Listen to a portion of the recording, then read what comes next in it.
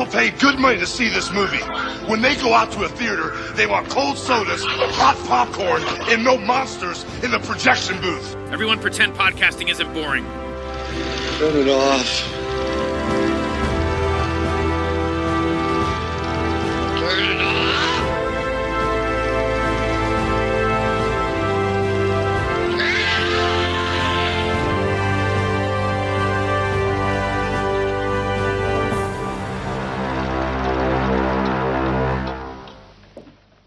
Мне непонятно, почему цыгане не идут в геологи. Те же шатры, те же песни, еще деньги платят. Нет, почему? Тебе надо меня разоблачать. Тебе надо доказать. Ну, что доказать? Не знаю. Наверное, что я бездельник, что ли. Одна ты живешь так, остальные все не так. Тебе надо, чтобы человек вертелся, как автомат заведенный. Чтобы ему было тошно. А? Да здравствует чувство долга. Вот тогда ты его будешь уважать. Сочувствовать, но уважать. Я вовсе не кручусь из чувства долга. Мне это нравится. Ну, конечно. Одна ты настоящая, остальные же все бумажные. Не надо так. Ну, зачем это мы ссоримся все время? Ну, не надо ссориться. Ну, не надо. Это все потому, что ты у меня тоже начальничек. Да? Да. И ты точно так же время от времени думаешь, да? А на кой мне это все сдалось, да? И уходишь в лес. Так? Примерно так, да. Вот это я давно хотела услышать. Welcome to the projection booth. I'm your host, Mike White. Joining me once again is Ms. Gianna D'Amelio. Hello. Also back in the booth is Mr. Alistair Pitts. Hi, Mike. I was hoping you could shed some light on who's been opening my letters.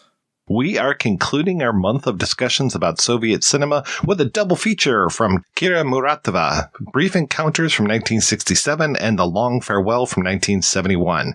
Brief Encounters got a very limited release, while The Long Farewell was shelved before it was released. Both films finally got their day in the sun as the Cold War began to thaw.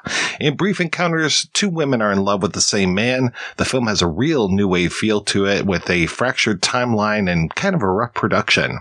We will be spoiling both of these films as we go along, so if you don't want anything ruined, go out and find them if you can and watch them. You have been warned. So, Gianna, when was the first time you saw Brief Encounters and what did you think? The first time I saw Brief Encounters was about 4 years ago. I thought it was brilliant and I thought it was bruising. I saw quite a bit of myself in Valya, the character played by the director and screenwriter Kira Muratova. And it can be a really wonderful, validating experience to see yourself on screen, but in a Muratova film, it's also quite a reality check. But it immediately became a favorite film of mine, and it's one that still eludes me, so I keep coming back to it, and it keeps being relevant in lots of different ways. And Allie, how about you? I saw this a couple of years ago when I covered it on my show, Russophiles Unite, and I was impressed by the non-linear structure, and I was kind of blown away by the charisma of Vladimir Vysotsky and Nina Ruslanova. It's a very memorable film. I saw this for the podcast. I'd never seen it before, and it's so different than everything else that we've been talking about. I was kind of blown away when we got to this because we've discussed some interesting films this month. I'm still reeling over Welcome or No Trespassing just because it was so goddamn funny. I had such a great time with the action adventure of the Amphibian Man. Last week, my heart was broken with Three Poplars. And here we are with these two films, which only a few years later and such a different tact. I mentioned how new wave this film feels to me. It feels very DIY in a lot of ways. And this, I mentioned the Czech new wave a few episodes ago. It kind of reminds me of that, but more than that, it reminds me of the French new wave, and especially this fractured timeline.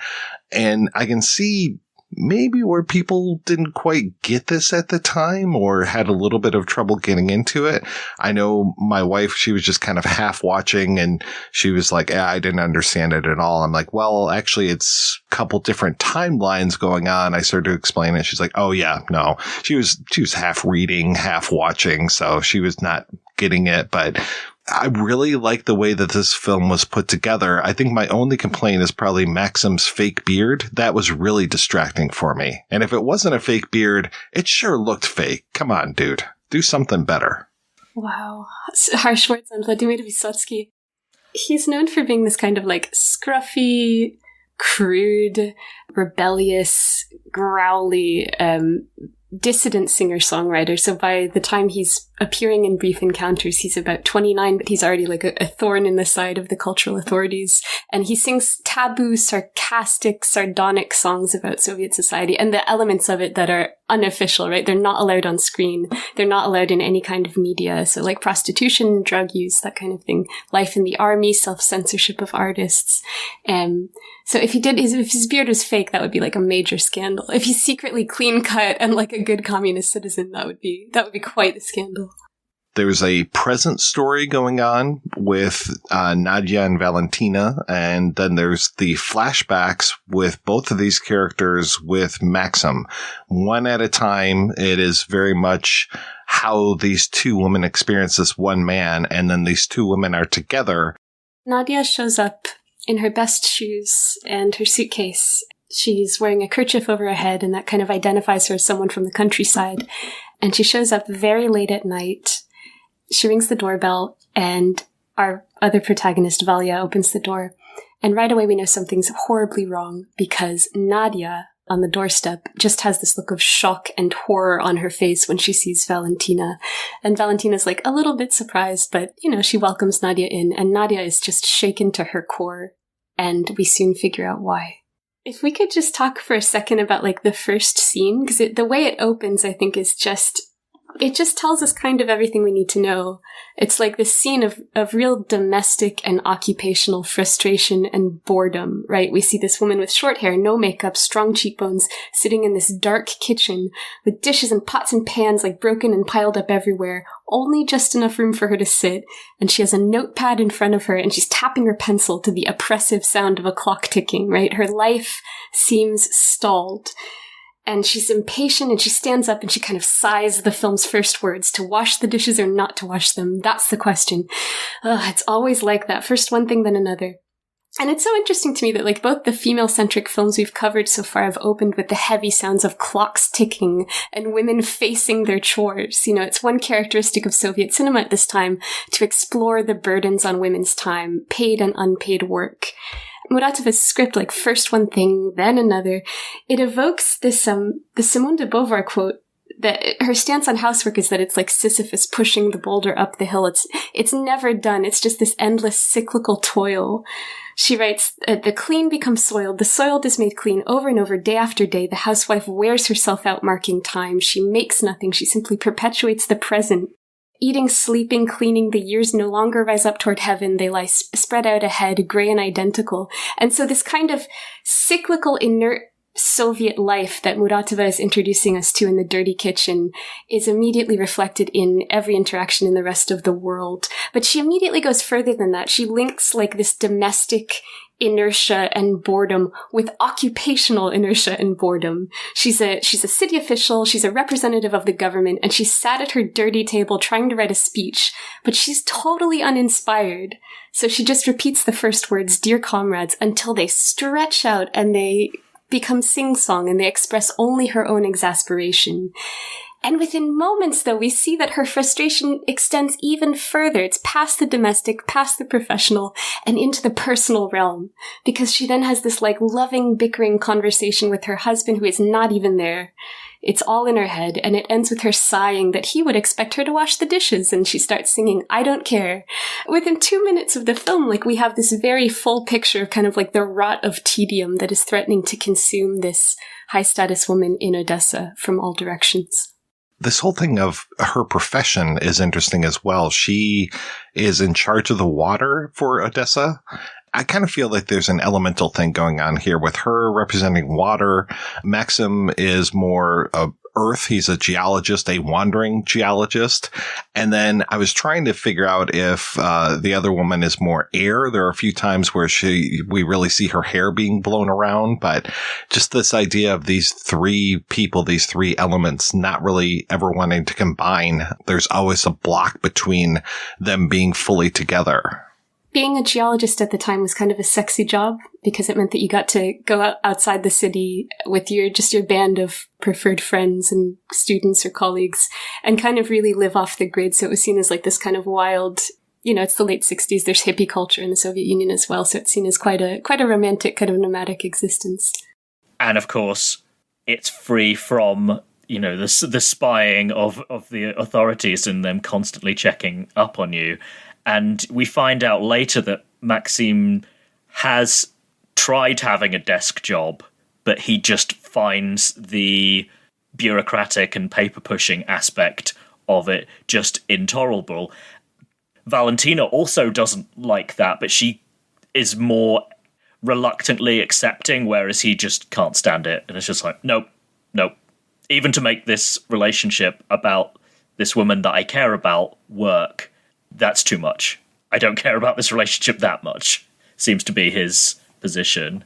Yeah, and it's telling, right? And this is one reason why the film was so heavily censored, is that, Maxim wants to escape the government more than he loves this woman. She should be an ideal politician, right? She's passionate about improving her city. She knows everyone on the street by name. But from everyone else in the local government, there's only excuses and corruption. And meanwhile, she and her constituents are really tired of waiting. They're wasting away from a lack of movement, a lack of progress. It's 1968, it's Odessa, it's a seaside city. There's no water, there's no plumbing, and there's only plumbing in the houses of high officials, including Valentina.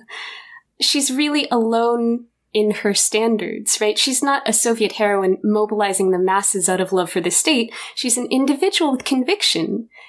And rather than this inspiring others or leading to a promotion, her desire for progress only isolates her in this kind of stagnant, indifferent, corrupt world, which of course wouldn't play well with the censors because the mandate for Soviet films was to show an on-screen Soviet world that was brighter and more hopeful than real life, full of people pulling together and succeeding, and it was meant to instruct people about how to be good citizens. Right. How dare you show a city where the water doesn't work, that's just bad. That's a black eye for the system. Yeah, and it's worth noting that Muratova wrote this after moving to Odessa and splitting up with her husband, who left her with a kid. And she noticed that there were these water shortages everywhere, and she wanted to make a film about someone who tackled them, a city official, and then she sort of borrowed this Maxim Nadia subplot from a short story, and then she made the Nadia character much more self-secure, sort of determined, contextual. I think the author of the short story said, I wrote a man's short story and Muratova made it a woman's plot. But this is based on real issues. And that's something coming out of the late 50s when there was a lot more leeway for filmmakers to show real life, as in Italian neorealism and the French New Wave. There was a lot of excitement about showing street scenes and showing how people were actually living and what they really cared about and what struggles they were really going through. And dissident filmmakers in the late 60s, like Muratova, they took that impulse and they kept it and they held on to it and they made it experimental and they made it their own. Even in the late 60s, when the government is really tightening censorship, it's really shutting down any kind of dissident thinking. Another aspect of Valentina's frustration, to jump back a little bit in the conversation, is that the reason she's doing the speech that is causing her so much concern and angst is because two men have begged off in different ways. And she even says to her boss over the phone, so-and-so knows this field way more than I do. Why can't he do it? And he's making excuses for it. So it's like she's not even able to concentrate on the part of her job that's actually helping people. She's just doing the kind of the performative, ideological, talking to the party, talking to itself bit. So that's where some of her frustration is coming in. But I like that she has a sense of humor about it, even though it's the sense of humor of exasperation, going back to that, to wash or not to wash the dishes, because that it's literally she's making a pun on on Hamlet, because in Russian, to be or not to be is быть или не быть, and to wash is, or not to wash would be мыть или не мыть. So there's a humane and playful side to her, even though she's a frustrated bureaucrat. She's a human frustrated bureaucrat. Yeah, and it's so great to know that this is coming from Kira Muratova, who wasn't meant to play this character. The actress that she'd hired ended up not working out, so she stepped in because there was no money to hire a replacement. And you just know that wry sense of humor carried Muratova through all of her interactions with the Soviet government and the Ministry of Cinema, as she's like fighting against their changes and making concessions and having to make more concessions and refusing to make concessions. That was a real tool that would have saved her. When you talked about how the short story was taken from a man's story to a woman's story, and it's great that not only is Muratova our lead actress here, but also the director, and also giving the female characters much more of the lion's share when it comes to the female gaze and actually being in control of the narrative and making Maxim not the center of the story, because you could see where he could be, the romantic lead type of thing. Here he is with these two women, and who's he going to choose? Or is he just going to go off on his own and be this wandering geologist kind of thing? But that it becomes the story of these two women and how they interact and how they interacted with Maxim. I really like that she gives them the privilege of the gaze. In the first flashback, it introduces that. We have two flashbacks back to back, and they both deal with the way that women look at men in the figure of this one man, Maxim, who's the object of both Nadia's and Valya's gaze. He's the main character in this film, but we only ever see him through their memories, or we hear him in a recording. We're really locked inside their perspectives, like you say. Even when we see Nadia, this girl who's just leaving her village, she stops on the way. She's hitchhiking with her friend Luba. She stops on the way because she sees a help wanted sign in this roadside cafe. And she's like, Luba, you go on to Odessa. I'm going to stay here. I'm going to work here for a bit, make some money. And in the first flashback, we see Nadia's eyes open and Maxim is running down the hill toward the cafe. And we focus entirely on her experience, on her crush, on the risks she takes. She steps out of her comfort zone to come into contact with him and how exhilarating she finds that. And even though she's sort of like, young love, she's like eager to please him. She's like doing all this stuff for him. She's kind of like fixated on him. It never reads as subservient. It always reads ferocious. It reads so passionate and so determined. And she even came all the way to Odessa to find him. And I just really appreciate the way that Muratova shows desire as something powerful, even in the eyes of a 17-year-old, for example. And something active and like initiated from her and not just like passively received. She looks at him and is excited by him rather than just, him hitting on her and her being kind of flattered by it.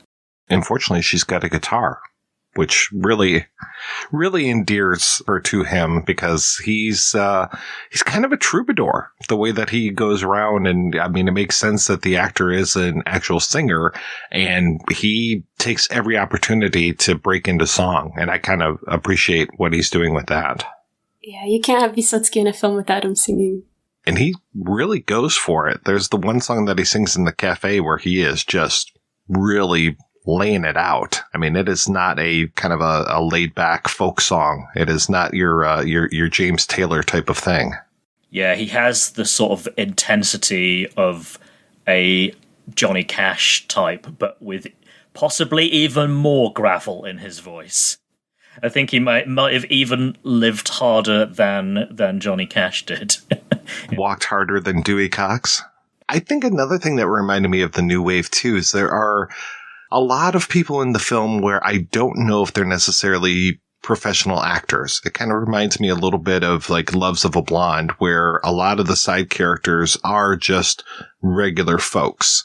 I guess it kind of reminds me of Loves of a Blonde as well. That whole idea of our main character coming all the way to see, her new boyfriend, and then her new boyfriend isn't at home, and that she spends an evening, a very awkward evening, with his parents, as opposed to, with this, how Nadia comes to town and now is spending so much time with the wife. Are they married, or is they're just together, of Maxim and Valentina? I'm never sure about this because she does refer to him as her husband. But yeah, it feels like the least like stereotypical like married relationship I've ever seen on screen. We talked about this in the last episode, but this is a time in which many women are breadwinners and many women are suffering the effects of an absent husband or an abusive husband and sort of taking on all the responsibilities themselves. And Muratova is just one of many filmmakers at the time who are focusing on the kind of triple burden that women are handling and what happens in the absence of a partner. And in Brief Encounters and The Long Farewell, we see teenagers who are also lost and also looking to belong and looking where they fit in and not finding it.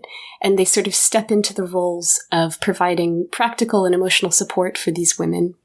And so you see sort of substitute families form from women and from quote-unquote delinquent teens who were really targeted in the Soviet press at the time. You know, there was a birthing crisis, there were too many divorces, teenagers weren't doing what they were supposed to do, they weren't good young pioneers, they weren't in the Komsomol, they were delinquent, they were listening to American rock music.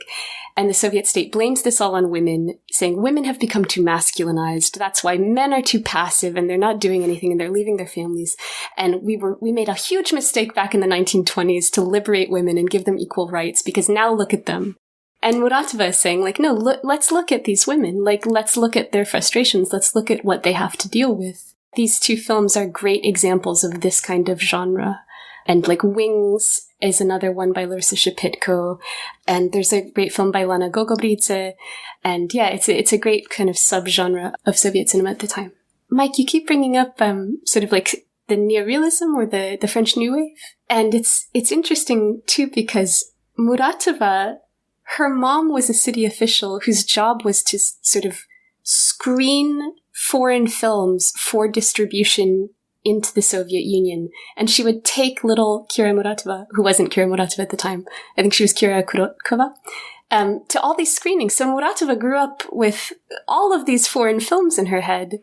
And she went to school, she went to film school at the time when Soviet cinema was really embracing neorealism and sort of new waves. And so she had a whole library of cinema to draw from that many people didn't at the time. And she was famous for using people on the street. You know, people would come up to her and see her filming and they'd be like, oh, I want to be in your film. And if they had an interesting face, if they had an interesting demeanor, she'd be like, sure. And we get this in the cafe scene with the old man who talks about his experiences during the war and losing his kids. And I think he was a circus clown, now retired. Yeah, that's the thing with this one, too. I mean, we've talked in our other discussions about the whole city versus country, and you definitely get that in here with the Nadia character coming from the country with her friend. And you've got Maxim, who's kind of a liminal figure as far as he's both city and country, though to our earlier point, he prefers the country, prefers being out and about and leading this kind of Romani existence. I mean, he even can't remember if he refers to himself as a gypsy or if somebody else refers to him that way. And one of his songs is about a Romani woman or a woman that he's describing that way. Yeah, so that's definitely a theme that is not even subtext, it's text. And then this whole idea, too, of the generations. We talked specifically, I think it was in Welcome or No Trespassing, about the 3 generations. And here we've got, you mentioned the clown or the former circus clown, this old man at the cafe. And we also get this old man at the post office. This whole idea of these, and I don't remember if we get too many old women, but we definitely get these old men in here.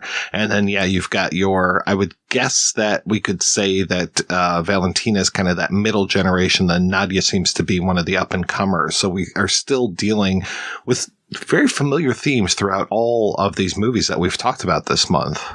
And of course, the older generation lived through the double trauma of Stalinism and World War II. And of course, the old chap at the cafe, he's talking about his losses in the war, but that actually has a resonance for Kira Muratova herself, as she grew up without her father, as he was a paratrooper in World War II and was captured and executed by the Nazis. So there's like an autobiographical element in there as well. Just thinking of generations, there's a scene where Nadia and Valentina come home and they just find like a bunch of women hanging out in Valentina's big apartment. Like, there's this kind of jolly, older, tarot-reading woman who came to borrow salt, and there's this willowy girl with wild hair who came to return some books and borrow others.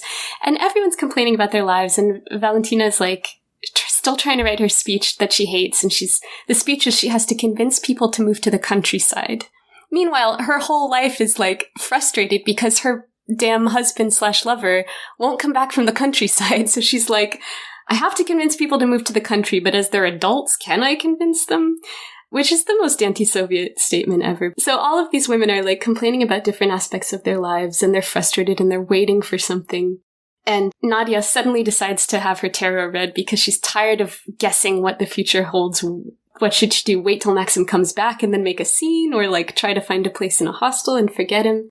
And then in contrast, we see through Nadia's eyes this flashback to the cafe where we see Maxim and his geologist buddies admire this, like, sexy advertisement that shows a woman who looks like a dolled-up Valentina posing on, like, a chaise-longue with a welcoming smile and a drink in her hand. And they're like, haha, she's waiting for her boyfriend to come home. And they giggle at each other. But then in response, as if we really want to open up the window to what longing and devotion actually look like, we cut to Nadia just staring wonderingly at Maxim. These two sequences cut together are really important because Muratova is showing us, like, a variety of real women, and at least 3 of the 4 aren't living this state-sanctioned kind of normal Soviet life with a husband and kids. Like, one doesn't want to get married anymore because life is so much better in a women's hostel. Each woman is kind of frustrated by the inertia of the present and the uncertainty of the future. And I really love that Muratova cuts abruptly between this group of real women and then the sexualized magazine ideal who is passive and contented. And Muratova didn't call herself a feminist, and like maybe we can talk about why afterward, but I really appreciate that the way that this film really foregrounds female desire and the real challenges that women face in Soviet life that contradict the narrative of the patriarchal state. They really give a lot of time to that woman who is returning the books. She gets at least one good speech, if not a little bit more. And she is fascinating to me, just how she shows up and just kind of takes control of the narrative for a little bit. And she has that wonderful comment about how she used to like the prettier guys. I don't know what the Russian was, but like the attractive guys. And then she started reading and was more interested in the more intellectual guys, but they don't like her, and she feels like she kind of regrets her choice and her refashioning of her own taste.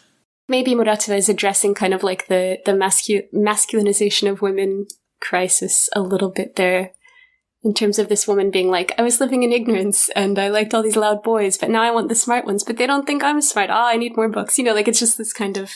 But she does say, like, she used to live in a house with a family and she wanted to get married and she's lonely. And then she moved into this hostel with other girls who work at the same factory she does. And now she's all right. She doesn't want to get married anymore. Which is so undermining state ideology. I just can't even tell you. It's so nice. This is a bit of a tangent, but there's this other split that we see between Valya and Maxim. They argue a lot about the different ways that they live their lives. Maxim says Valya is always spinning like a top and getting nowhere, spinning like a top until she gets sick. And then, she says Maxim's like too much of I think she used the word gypsy, or the subtitles did, and sort of he lives this escapist, nomadic life, noticing as little as possible. Valya's always looking at Maxim. Valya's always trying to get him to talk to her, to open up to her, and he just wants to play silly songs on his guitar. He doesn't want to go deep in conversations. And she's like, I'm not examining you, I'm just looking and I like it. Do I need to keep my eyes closed? And Maxim's like, just keep them half open, right? Like, I'm living with my eyes half open and I'm doing very well. If you love me, you'll look at me with eyes in love, blind. And he like kisses her roughly. And between kisses, she's like blinking annoyed at him, not wishing to be shut up. And I love this scene because it sets up these two opposing ways to get through life. You're either spinning like a top and getting nowhere, you're trying to make progress, or you're living this escapist life. And it really reflects this split in Soviet society at the time that was becoming really prominent between like complacency on the one hand and activism, creative dissent on the other. Like Maxim wants to go through life noticing as little as possible, just getting by without, causing any stir. But in this film, we see that the eyes of Nadia and Valya are always wide open, which Muratova emphasizes with these frequent close-ups. And ultimately, like, neither can ignore the discrepancies between the longed-for ideal and the discouraging present. And of course, it's so ironic to hear Maxim say this because he's played by a figurehead of the underground cultural resistance, Vladimir Vysotsky, right? So it's a little bit tongue-in-cheek there. Their interactions are so telling. And I mean, Maxim, yeah, he's there so much, but he is not in charge of this story. And it is more how these two women perceive him rather than him taking charge and being like, I am this great geologist. I'm here looking for gold or silver, and him and his bros hanging out and him playing a comb at the cafe and stuff. And I'm just like, all right. At times I'm just like, he's kind of a jerk, but I can see where these women would fall for him because he is very charismatic. But it is wild that he's almost like a figment of their imagination, like their combined imagination, because we just never really get him in the present. And it's interesting that we see more of him being a jerk in Valya's flashback, which makes sense because that relationship is much more long established and they just know each other better. So I don't want to sound patronizing, but she's also older and more experienced, and like, this isn't, you know, she doesn't have the kind of thing of like this being her first big relationship, maybe clouding her recollection. It just feels like Nadia's flashbacks are more like capital R romantic, maybe. I could be totally off base there. I'd be interested to know what you two think. I don't think you're off base. I think it is very much that one relationship is waning while the other one is waxing, and you get that blush of young love from the Nadia character, whereas with Valya, it's like, I've been through it with this guy, and he's just about out of here unless he cleans up his act. Yeah, it's flush of young love, but it's also disappointed young love because she came home to find out he has a wife there. Yeah, and I loved what you said about Maxim being kind of unsubstantial, because even when he's there, even when he's there, he's never connecting with Nadia or Valya the way that they want. Especially Valya's really pushing for more engagement, more contact. But even when he's there, he's kind of insubstantial, he's absent. And you see the use of shadow a lot in the film support this. You know, the women, before they have their flashbacks, they're sort of tracing shadows on their pillows, or they're looking at their shadows on the wall, or they're sort of moving their hands in the moonlight. And Maxim's character is closely associated with shadows as well, because the first night that he and Valya spend together, we have this long shot of her laughing her head off, and he kind of swoops her up in his arms, and you just see their shadows get like giant on the wall at night, and then tiny as they walk off to Valya's apartment, presumably to have sex on the first night they met. The sort of loose sexuality in this film, especially between Nadia and Maxim, was quite an issue for the censors as well.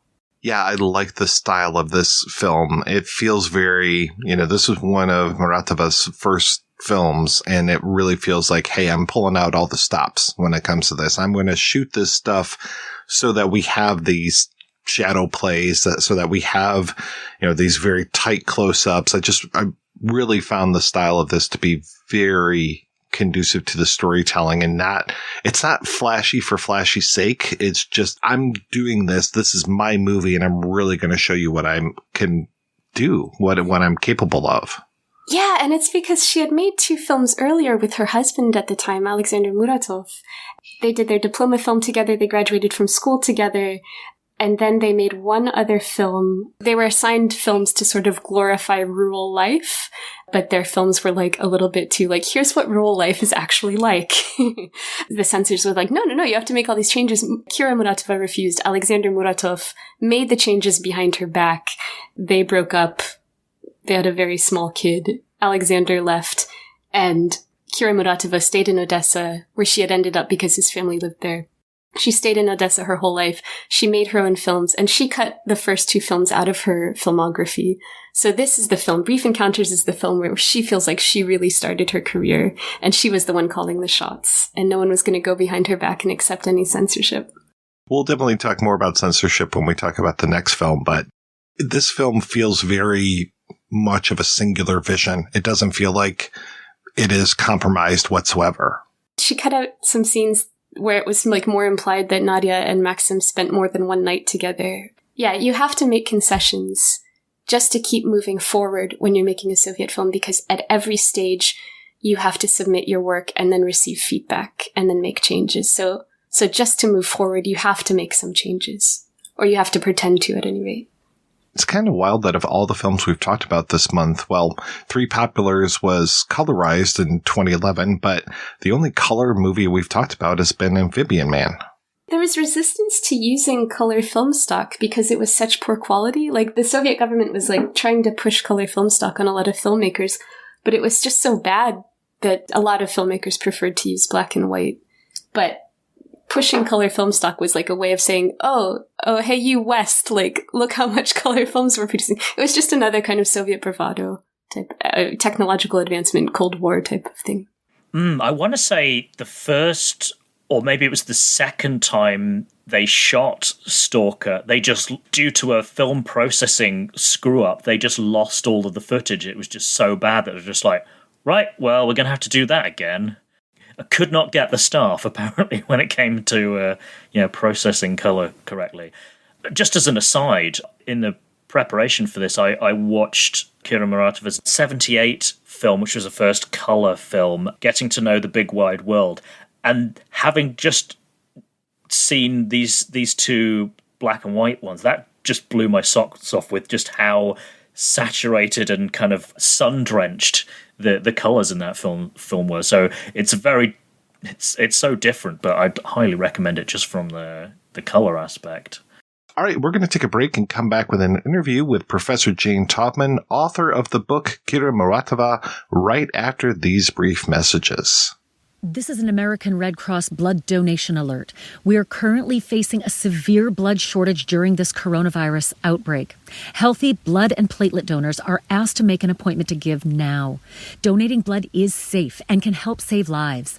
Cancer patients, accident victims, and so many others continue to need life-saving transfusions. So please schedule your appointment now by visiting redcrossblood.org or calling 1-800-RED-CROSS. You can make a difference. It's not easy having a good time, and it's not cheap either. Every week, the projection booth brings you a new show, possibly even two, focusing on all genres of cinema. If you've sat through the 7-hour Conan episode, the 6-hour Star Wars episode, or even the hour-long Superman episode, you know that Mike and his co-host put forth a lot of work into researching the movies, tracking down the interview subjects, and putting together one of the best podcasts on the internet. Now I'm asking you if you can repay all that hard work by giving back to the projection booth.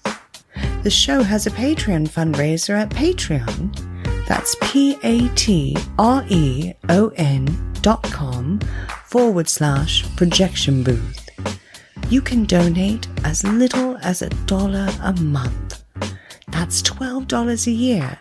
At least 50 great shows and 2 terrible ones. That's the price of 2 matinee tickets. Now, isn't the projection booth worth it? Once again, that's patreon.com/projection booth. Donate today. It's the right thing to do.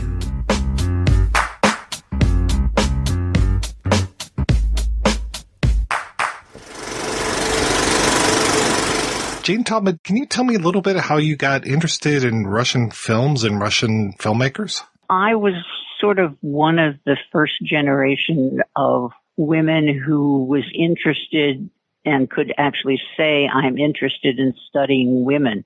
I might even call it gyno-criticism, not necessarily feminist criticism. I was just interested in seeing what women did. And when I was in graduate school in the 60s and early 70s, nobody was looking at women. So that was how I did it. My degree is in Russian language and literature, which is the traditional one. And nobody in those years was also getting degrees in Russian film, because to know Russian film, you have to know Russian very well. Most of them in those days weren't even subtitled.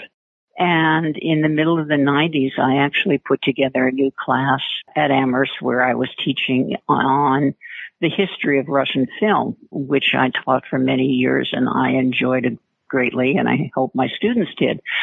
So the people who went into Russian film in that first generation were either historians or literature people who happened to be interested in film.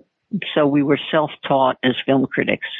How was it seeing Russian films at this point? Was it relatively easy, or was it very difficult to even track them down? It was difficult, and it was even more difficult to get available prints that were decent prints and that were subtitled. And the first years of my course, the content of the course was largely decided by which 12 films I could get, which had subtitles. The situation is very, very different now. There was the major Russian film studio put out an awful lot of films with Russian subtitles and English subtitles. But yes, I was kind of a pioneer. Is this because of the Cold War? Was it just difficult, or why was it? Partially the Cold War, although by the 90s, we were coming out. We certainly were out of the Cold War, and I think that may be it. There was no more political fear of teaching Eisenstein because he was making pro-Soviet films. That's what they paid him to do, so that's what he made, and he was a genius in making brilliant films within the restrictions he had, as were many Soviet filmmakers, particularly Muratova, too. When it comes to those 12 films that you try to show to your students, I'm so curious as far as, were there the stalwarts, the ones that you're like, yes, I have to show this? Like, is it, oh yeah, for sure, we got Potemkin in there, or did you try to change it up every single semester? Usually at the end of the course, there was one new contemporary film that had in the interceding year come out with subtitles. So course kept growing at the end, but I always started, and would have always started, I think, with a couple of weeks of the pioneers, because those early Russian films, the Eisenstein and his colleagues and contemporaries, they invented montage and theorized about montage and experimented about montage in their effort to make films that mobilized the populace. And Lenin was very big on film and said film is our most important, the most important of the arts, because most of the population of Russia in that point was illiterate. So getting out bulletins and pamphlets, which the Bolsheviks had done a whole lot of, couldn't reach a large part of the population, whereas they could pull a projector into a village, put up a white sheet, and show a movie and get an audience. A lot of Eisenstein's theorizing, if you know any of it, was intended to study how film can make the viewer react in certain ways. He was fascinated by that kind of science of the brain and, how the film works on it. But in the process, they worked out a whole new film language. There was pre-revolutionary film, but it was sort of all melodramas. And then there was all of this radical new filmmaking, financed, of course, by the not-so-wealthy Soviet government. In fact, one of the reasons that they were so good at montage was that they had to buy the film stock from abroad. And with montage, they could use a lot of short pieces of film and not have to use a whole lot of expensive film from abroad. So I know it's wonderful the way need sometimes affects art. You were of the age where you could actually study women, and how does that cross over with the study of Russia? Well, obviously it was Russian women in the loose sense of the word. Muratova was actually born Romanian and lived in Odessa for most of her life. which is now, as you know, and still will be Ukraine. Although she went to the Russians had a wonderful film school, which was called the All-Union Institute of Film Studies. During the 30s, they made beautiful use of some of the pioneering film theorists and film makers who weren't allowed to film anymore, but they used them to teach the next generation at the film school. There was a lot of things. There's a word in Russian called on the shelf. When films were made and then put on the shelf because some bureaucrat in the huge film industry bureaucracy didn't like it for some reason. And that happened to both of Muratova's first films. And they were only, in fact, really brought out again after the end of the Soviet Union, so that I had never heard of her when I was studying.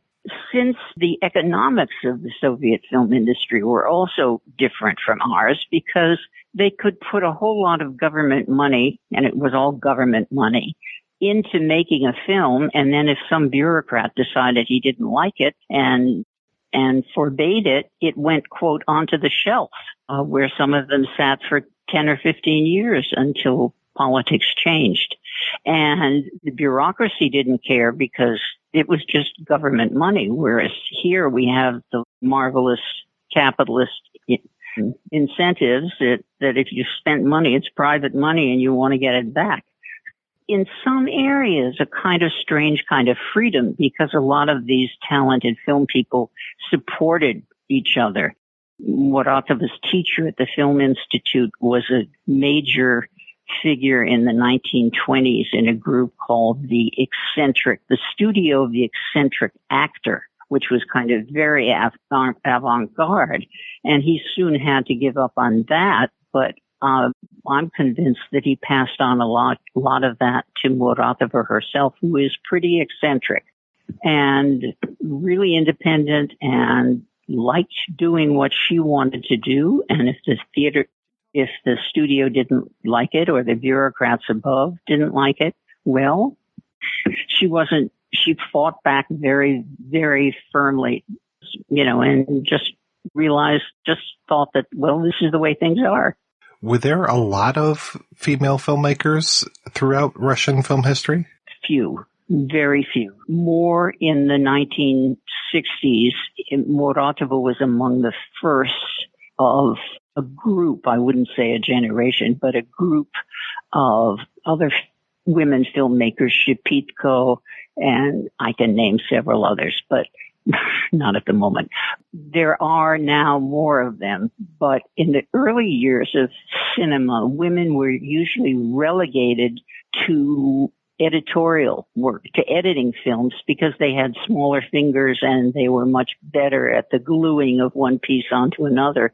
So there were some very famous film editors in the early days who were women, but no directors. When was the first time that you ran across Muratova and her work?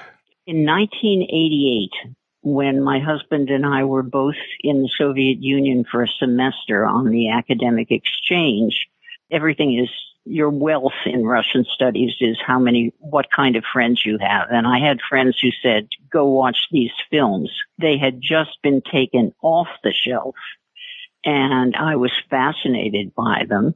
And for many years, most of them were not available in the United States with subtitles.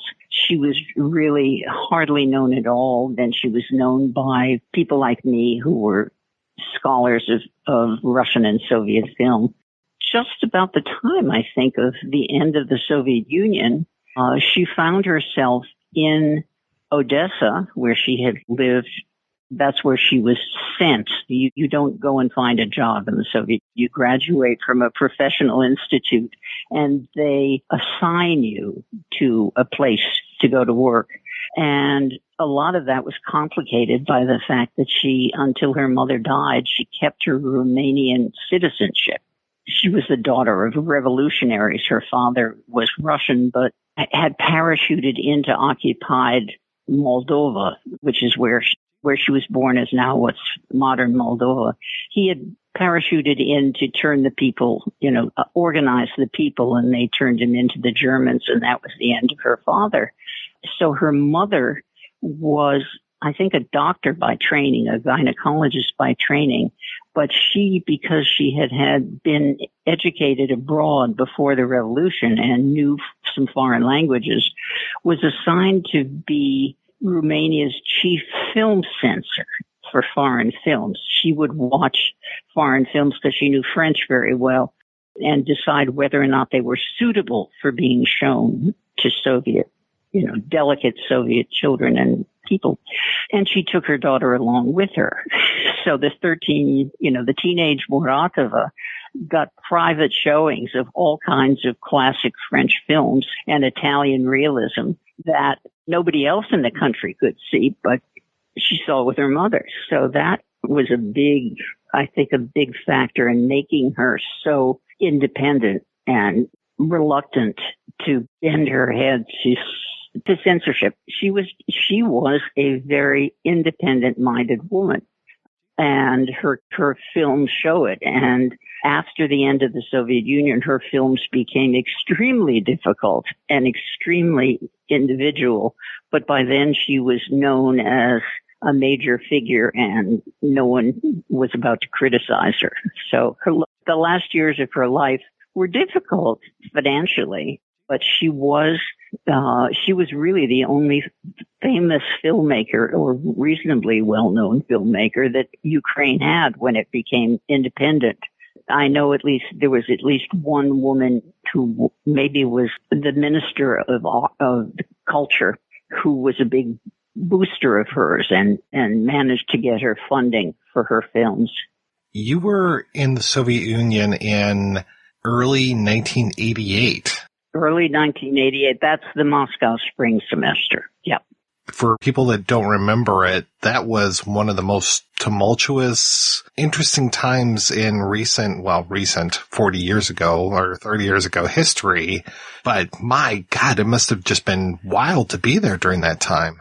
It was amazing to, every week a new, they're printing Pasternak, they're printing Solzhenitsyn in literature, and as well as films that were being taken off the shelf. I had taught a course on supposedly Soviet literature, but I said, honestly, this is Russian literature that's not published in the Soviet Union because most of the stuff published there is not worth reading. And by the end of that semester, in the course of that one semester, almost every book on my syllabus was published in the Soviet Union. It was miraculous, and it was indeed, you're right, it was the most incredibly exciting semester of my life to be right in the middle of huge social and political changes, living in a 2-room apartment with kitchen in Moscow with my husband and our 2 children, which was another story. But it was fascinating. And the title of our book came from the fact that by the end of the semester, we said, this is getting to be like what was happening in Prague in 1968, the Prague Spring, before the Russian tanks arrived. So we decided to call it Moscow Spring. It was really exciting.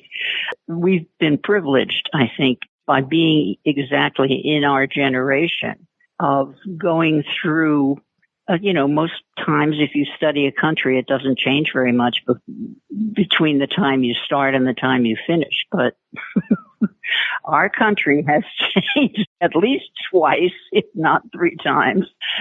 As the Chinese say, may you live an interesting life. For us, fortunately, since we're not there, we don't have to live there. And in fact, we probably in our lifetime will never go back there. Many, many times in the 70s and 80s and 90s, as Bill was writing his books and I was helping. And we have many friends and loved living there. But we loved living there because we had dollars. We were on some kind of grant. We weren't trying to find ourselves a livable apartment. It was really kind of academic tourism in a way, but it was wonderful. Muratova's films, they were shelved, as you mentioned before, but she was able to keep making films even though her first two films were shelved? Because she had graduated from the Film Academy, which meant that her profession was filmmaker. And so they kind of had to have work for her. At one point early on in her career, after they had turned down, I think, both of these two, they unqualified her.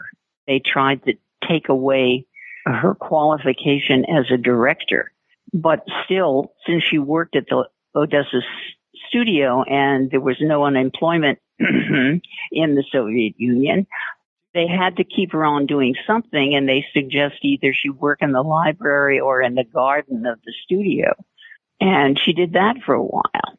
So, but she stuck to her guns until times changed. She even has a phrase that I quote in here in the book, which is something like, they ignored me for years. They didn't want to have anything to do with me. And suddenly it's, then it was, you're stupid, we don't want you. And now suddenly it's, you're great, you're wonderful, here, film, take this money, film over and over, as much as you want. And she was not naive about the politics behind it. What was found objectionable about Brief Encounters and The Long Farewell? Brief Encounters, they were shocked by the basic relationship there is between a woman bureaucrat, a youngish woman bureaucrat in the city Soviet, the city government of Odessa, who works in the glamorous field of water supply and sewage, which in Odessa has always been an ecological problem, and her sort of unregistered marriage with a wandering geologist who, being a geologist in those days, was a way to get away from the strictures of life in the bureaucracies. You were out for, weeks and months in the wild, and the bureaucrats weren't there with you. Some people found a bit of cultural freedom, including Joseph Brodsky, for one, the poet. And the cast was fantastic just by luck. They found that the lead woman actress, when they did the first takes, just didn't work, and it was too late for them to find somebody else. So Muratova herself plays the lead. And again, they had trouble with finding a male hero who wasn't otherwise engaged in some other film, but a young singer-songwriter named Vladimir Vysotsky, who became a superstar in Russian underground and above-ground culture, said he would play it. So the cast, the basic romantic pair, is a fantastic cast. By the time the film was finally released, she was better known as a filmmaker, and he was very well known. So the film was very, very popular. And the young actress who played the other apex of the triangle, this was her first film, but she became hugely popular later on in life and made many movies. So it was a film as if it were made for 15 years later when it was finally released. Did it show at all when it first came out? It was not exactly on the shelf. They had various categories of films that would be played a lot, i.e., patriotic films about the war and that kind of thing. And at the very bottom was something like the third category, which meant only show it in film art clubs and, small, strange places, but not to be mass shown. And very often she herself would, there were such things as film clubs of film enthusiasts, and they could have showings of films, and she often traveled through the Soviet Union carrying the reels of her film with her and showing them in film clubs. So it wasn't technically totally on the shelf, but Dolgi Provody was put on the shelf. Oh, well, not just right off the back. There's always a long bureaucratic trail of, there was one of these where they sent, God forbid it should be seen by anyone else, but they sent the film to committee of one of the film bureaucratic hierarchies, and they all took it home to their dachas, their houses in the country outside, their country houses outside the city, where they must have had facilities. I guess they had primitive projection stuff, so they could watch it there where nobody else would see it and give their opinion on it. Josephine Wall has a wonderful book on Russian cinema in the 60s, but the whole story of the Soviet film bureaucracy is a bit fantastic. I'm just surprised that these films survive. You would think that they would just destroy them if they were that objectionable. You're right. And very seldom, though, somebody was always around to make sure, in other words, you've got the bureaucracy and you've got the film people. And the film people, remember, were all trained by the old generation of experimenters from the 20s who taught at the film school.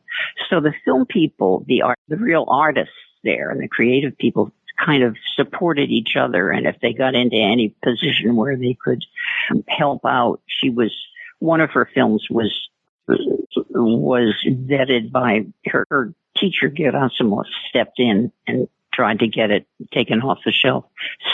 In the case of Dolgye Provody, the Long Farewell, there were only a couple of copies of the film, and someone kept it underneath their bed for several years. When it came to the filmmaking process, was there also that whole idea of reviewing the script before the cameras even rolled? Oh, yes. Long Farewell, Dolgye Provody was done by a very good, talented woman scriptwriter named Natalia Ryazantseva, who was a close friend of Muratova's. And they put that to pieces before it was even allowed to be filmed. Because first of, let's see if I can find some of these quotations I have here. Why is the mother depicted this way? She once made a mistake. She's an ordinary person, a humble, low-status worker, but she's raised a good son. Isn't that the essential way? To depict her this way is a ridiculous, arrogant, intelligentsia position. Okay? And that kind of thing. In other words, socialist realism, of which you've probably heard, is defined as the depiction of life in its emerging reality. Translated, that means you've got to make the film about how life is going to be under communism rather than how it is now, which made real realism rather difficult. And anything sad, cemeteries, deaths, families that didn't get along, all the things that are so interesting in filmmaking, there was any sense of negativity about them. They were just no-nos. And they didn't like the depiction of in Long Farewell of the mother who is a single mother who has been living in one room her whole life since she was divorced, with her son who is now reaching adolescence and wants to be free from this wonderful but kind of overpowering mother, and he wants to go live with his father, who was divorced early from his mother. The father, again, has a kind of wandering profession. He's an archaeologist, which is always, a signal of kind of, and he just wants to leave and go live with his father. And his mother, of course, whose whole life is around her son, is just devastated by the thought that he's going to leave her. Not permanently, but, leave. And they say things like the depiction of the mother they made them change her profession from typist to professional translator. But all kinds of fantastic things happened in the history of Soviet censorship. This whole idea of the wandering, was there a fear of this rootlessness of wandering? Oh, yes, because rootless wandering people can't be controlled. And the whole Soviet empire was about control. And I think things getting out of control were very scary, which you may notice in recent Russian history, very recent history. When these films were finally made available, I imagine that it was probably during Glasnost and Perestroika. What was the effect? How did people react to them? The intelligentsia, which is a Russian word, meaning people for whom books are more important than money, roughly, were delighted. And the people those were the people I connected with in Moscow who told me, you must go see this, you must go see that. When I would arrive, they would say, this art exhibit is playing, this play is, and clear for them. The people who would not have enjoyed these movies probably didn't go to see them anyway. I don't think they were ever mass market films. I'm sure they weren't. But they were highly regarded by critics and people in the film industry and people who loved film as an art. It's one thing to enjoy these films and to even study them, but you wrote about these, and I'm very curious how your book came about. I was an academic, and what academics do is they teach and they write. And since there was really nothing available at that point in English, and Muratova certainly deserved a study, I did this as introduction to Muratova for English speakers. Unfortunately, I published it in 2005, after which she made quite a few more films before she died. But at least, and I liked doing that. I would think of a lot of my books were first looks at previously underappreciated women. I chose much of the beginning, my early work, and my thesis was on the poet Marina Tsvetaeva, who was a major early 20th century poet whose name wasn't even pronounced very well by people here who were trying to give my biography before a speech. But she is now recognized even by many in the West. So I just saw that as, in a sense, the reason for my career. I taught students to love Russian language and literature, but I also wanted to introduce English-speaking people to some of the unknown, very talented women in that society. When you wrote your Muratova book, were all of her films to that point available?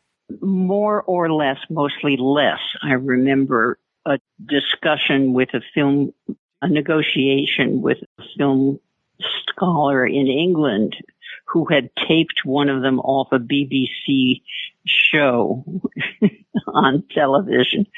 And my attempts to get that copy of that film so I could study it. All of the films that I studied were on usually DVD and sometimes very bad DVD. And then towards the end, they began coming out on Soviet or Russian produced. They were on DVD and not. Then the CDs began coming out at the end of her career. And the other day, a couple months ago, I went back to Amazon and discovered that almost everything is now available on CD, not always with English subtitles, but it's available. So there's obviously a demand and there's interest, and people all know her name. I mean, intelligentsia people. But she is one of the major Ukrainian, and that's the irony of the Soviet Union. It was such a multinational state that many of another director named Parajanov, who was Armenian from Tbilisi, very famous now in the West, made films at what was called the Dovzhenko Studio, named after Dovzhenko, a very important early 20s and 30s Soviet filmmaker who was Ukrainian. But the studio in Odessa was originally founded because that was the sunniest part, it's on the Black Sea, sunniest part of the empire, where they could count on more days of sunlight to shoot films. Right. And there was nothing really Ukrainian about it, except that it was in Odessa, which was a pretty multi-ethnic city itself. And most of the people in Odessa, as Muratova, spoke Russian rather than Ukrainian. Even after Ukraine became an independent state, Muratova kept making her films in Russian because she was a Russian speaker. And in those days, there was no particular problem with it because almost everybody knew Russian. The reason Ukrainian had been disdained was that traditionally Russian had been spoken by the educated people in the cities, and Ukrainian was the language of the peasants.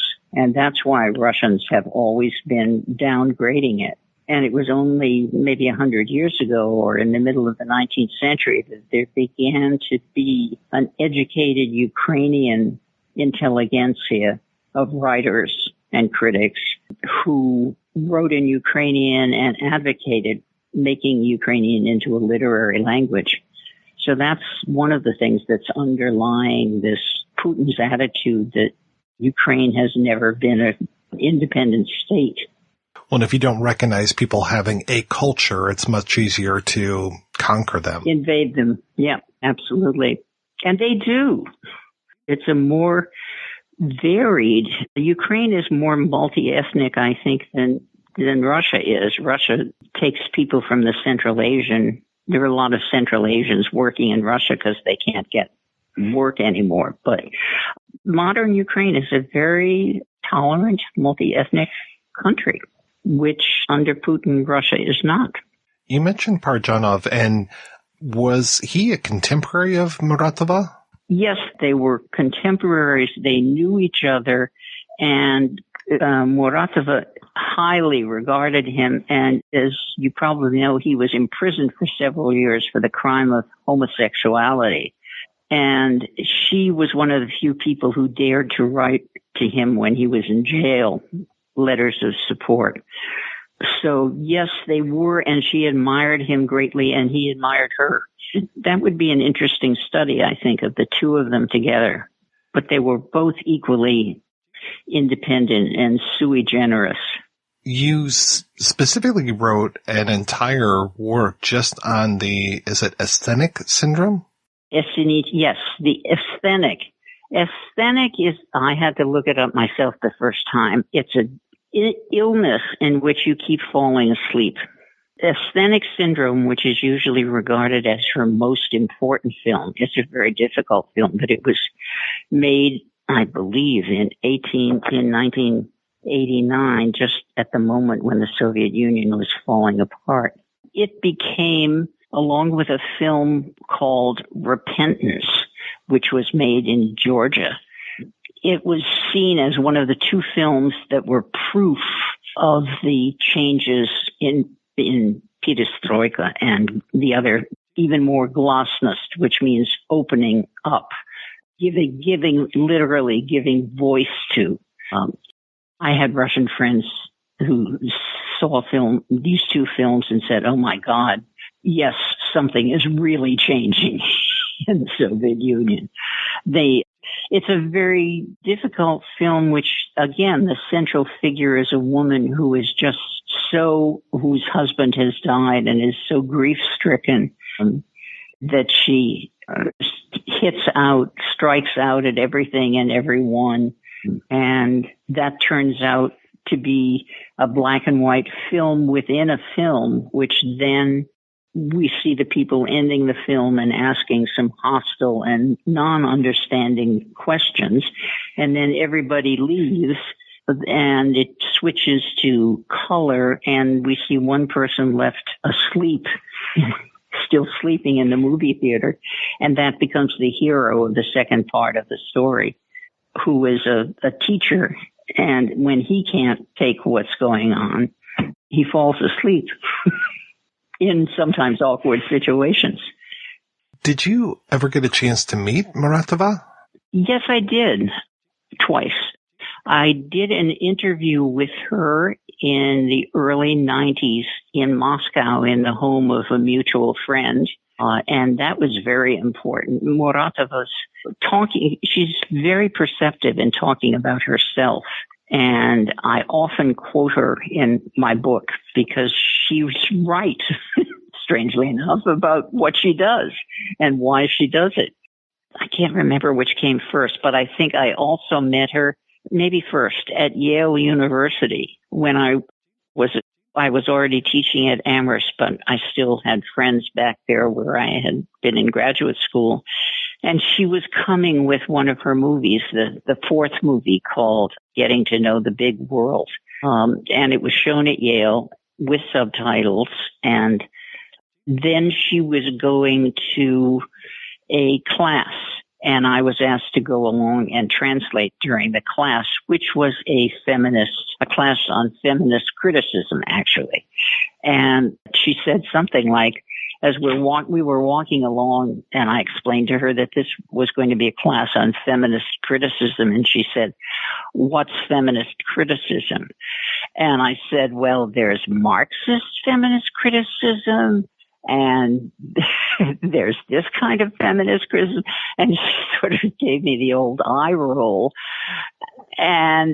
But the class mostly consisted of women, and they were very good viewers. They had seen her film the night before, and they asked good questions, and there was a good discussion. And then she said, and I shuddered knowing I was going to have to translate this, she said, I think if I hadn't found my life, that what's important to me in art, I might have become a feminist too. I thought, oh my God, that's kind of what she was like. She never worried about offending anybody. She said what she thought. My friend who knew her fairly well in Russia, the problem was she was in Odessa most of the time and didn't come to Moscow very often. So when we were in Moscow, and she was in Odessa, it wasn't that we could get to know her very well in Moscow, but I did have this long interview, which I'm looking for, which I've never actually published, but which I should, but which I took a lot of interesting quotes from in the book. If somebody was new to her work, where would you recommend that they start? Probably at the beginning, because these two films, certainly long Korotkие встречи, brief encounters, is in a sense it's difficult enough because she does not tell the story in a consequential way. In other words, we never actually see the hero, the wandering guitar playing Vysotsky geologist. We never see him in the present tense. We only see him in flashbacks by the two women who love him, the country girl and the city bureaucrat who was played by Muratova. And so just simply the fact that it was a non-sequential screenplay, that it was edited so it kept going back and forth, really threw some of the bureaucratic critics. You had to make everything easy to watch for the people. That was socialist realism. That is where I would start, partially because the three characters who are playing the three parts of the triangle are all such wonderful actors. Muratova turned out to be a pretty wonderful actor herself. So you get to see her, and it's probably the most accessible. She already goes on to more abstract kinds of montage in the second film. But the two of them, which she called provincial melodramas, they're definitely of a piece with one stage in her work, and they're the easiest, I think. Asthenic Syndrome is a very difficult film, and she meant it to be. It's about the collapse of a culture, really, at the end of the Soviet period. And at one point, a woman on the subway simply is so upset at everything going on for what reason we don't know, that she just breaks into a stream of profanity as the subway goes on. That was a problem. You didn't use profanity in Soviet films. Never. Right. Soviet people never swore, right? Never. No, never. But it's a brilliant film. It's long and it's somewhat difficult. But if you want to see a film about a society in crisis, that's the film. What have you been up to lately? Are you working on anything these days? What? No. I think one writer in this family is enough. And now that I'm retired, I'm very busy. I go to as many movies as I can. And we have in Amherst a wonderful nonprofit arts theater, which is, yes, one of the things that makes life worth living around here. I always did love teaching, but what I'm doing now is I am volunteer teaching English as a second language. I used to teach Russian as a second or third language. I just like teaching languages, and the women, young women in their 30s that I teach, I have 3 students already, which is about all I can handle. They're all women coming to the States, and they're all women with some education, with higher education, actually. One is mainland Chinese, one is Indian. The one who's gone back home was also mainland Chinese. And so in the process, I learn a great deal about other cultures. I find the comparisons of Chinese culture and the Russian culture I knew fascinating. And I sort of, understand why it is that way. I've met some lovely young women, and I feel I'm doing good, and we have fun. I'm reading lots of books, and I'm doing all the things I couldn't do when I was doing 3 things at once. And now I'm only doing 1 or 2 at once. I'm also my husband's first reader, and he keeps stubbornly writing. Well, Professor Taubman, thank you so much for your time. This was wonderful. Thank you for your good questions, and I hope you can edit down to something that makes sense.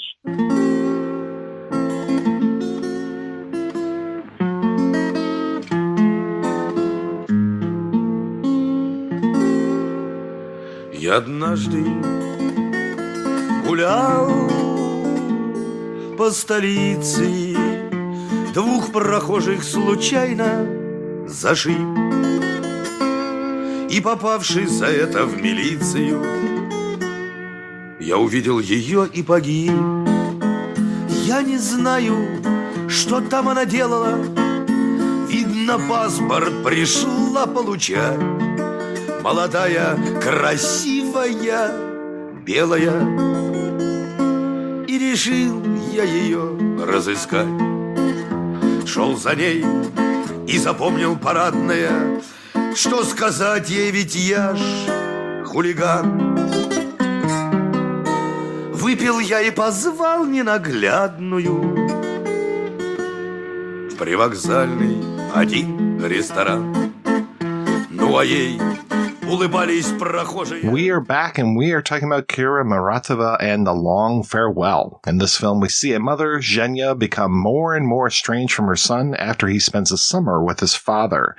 Another black and white film a couple years later, also very triangular. We talked about how we've got this love triangle in the first film, and this one kind of similar, though I would say that the son is kind of the third point of that love triangle, and just the way that the mother feels that she's losing touch with him. The Long Farewell, More Than Brief Encounters, looks at the responsibility that falls on the shoulders of a kid who grows up with a single parent, and sort of a very codependent single parent who sort of like has to take on these responsibilities. And the way that they speak sort of sounds like an old married couple. She's sort of pecking at him, and he's sort of like resigned, saying yes, ignoring the stories he's heard several times before. They have a really entrenched relationship. He zips up her dress, he lights her cigarette. Well, they live in the same room, right? Which was not uncommon. It's pretty common for a lot of families to have a single room, even, into the 90s in a lot of what was then the former Soviet space. But this kid is sort of treated like a dropout. He's treated like a delinquent, but he has a lot of emotional and practical responsibilities. And the kind of the crux of the film is whether he's going to abandon them or not. this movie is so stylized. Just within the first scene, you're just like, wow, look at the way that she's shooting this. Some of these framing devices that she's doing of some of these girls' faces and all this. I mean, it was really kind of amazing how different this film looks, though it's dealing with a lot of the same ideas. But again, here we've got this kind of older versus younger thing. And it's interesting because the mother, she's our main character, but really so much of the movie is about Sasha, the son.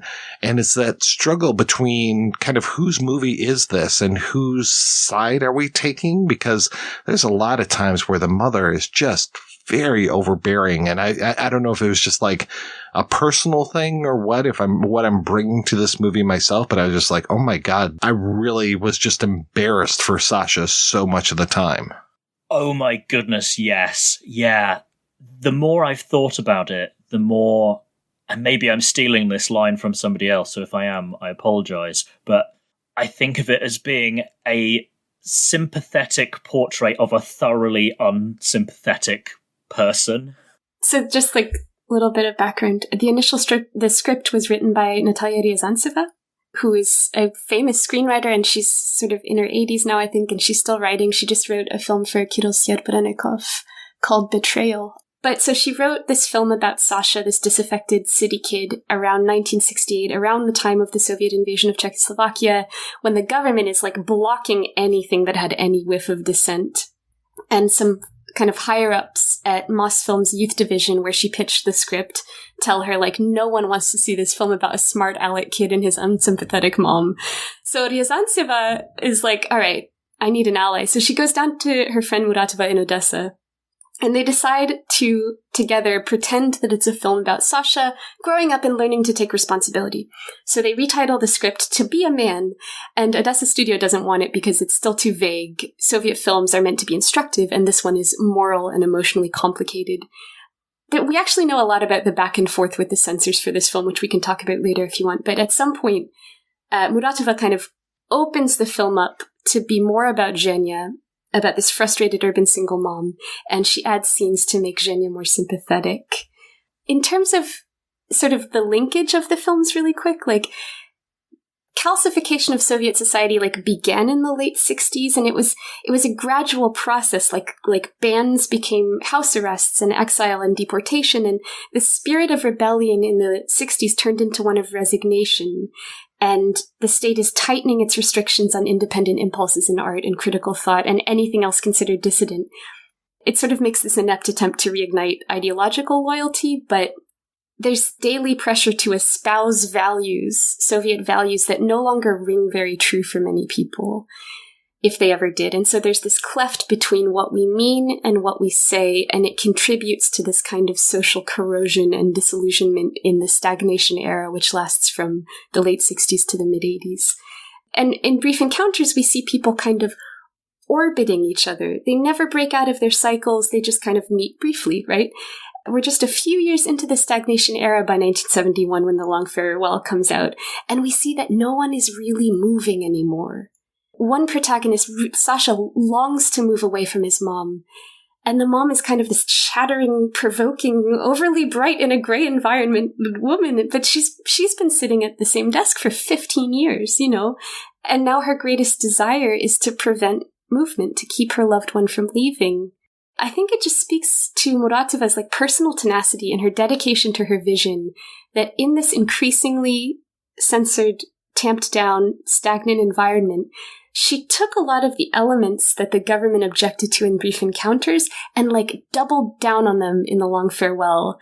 We can see that even in the first line of the film. These two beautiful botanists in lab coats, they're like explaining the miracle of hydroponics to, I think, a government inspector. And they're like, we use 10,000 liters of water. And this to me seems like Muratova's response to the censoring of Brief Encounters. Like, you shelve my film because I've shown the ugly truth about water shortages? Like, fine, I'll open the next film by talking about the wonders of our water supply.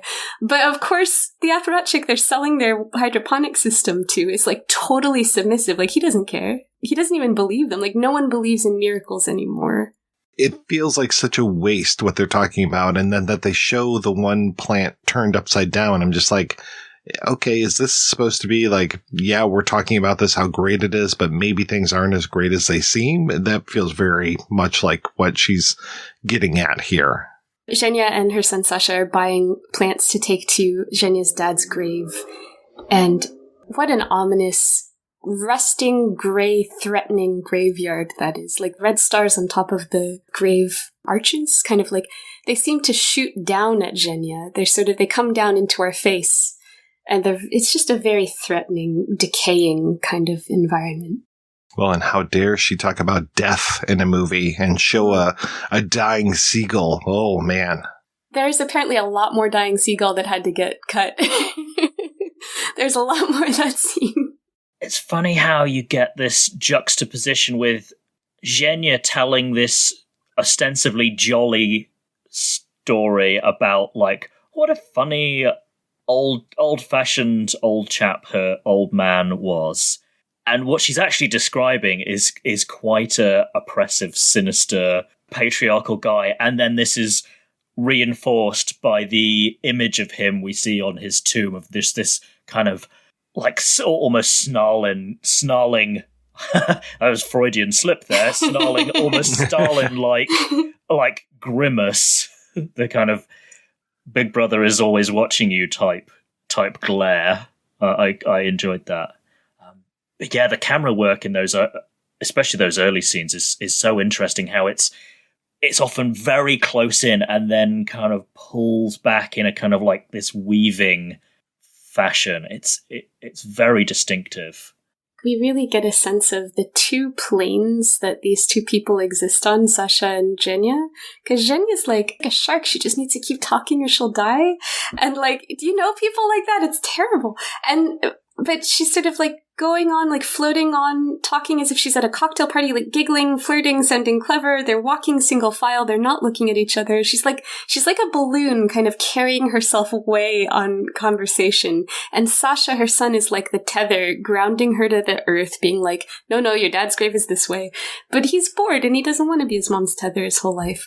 But this contrast between kind of Zhenya's lively speech and behavior, it seems so jarring and so out of place in this alienated world. It's like the world is encased in jello, and she's this kind of flame struggling to survive in jello. And it's this contrast between active and passive, between like motorized activity and lethargy and silence. It's more pronounced in this film than it was in Brief Encounters, which I think kind of reflects this increasing divide within Soviet society as we enter the 70s between active resistance and passive acceptance.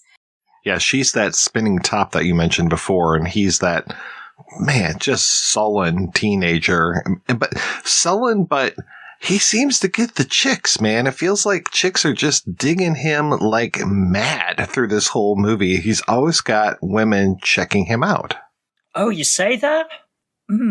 Masha, I felt like, was kind of toying with him, I felt, in quite a mean way. But before we talk about that, I wanted to go back to the moment. This is still pretty early on. It's at their house party by the lake, where Yevgeniya is just chatting away, and Sasha's standing by himself, just trying to get a little bit of space.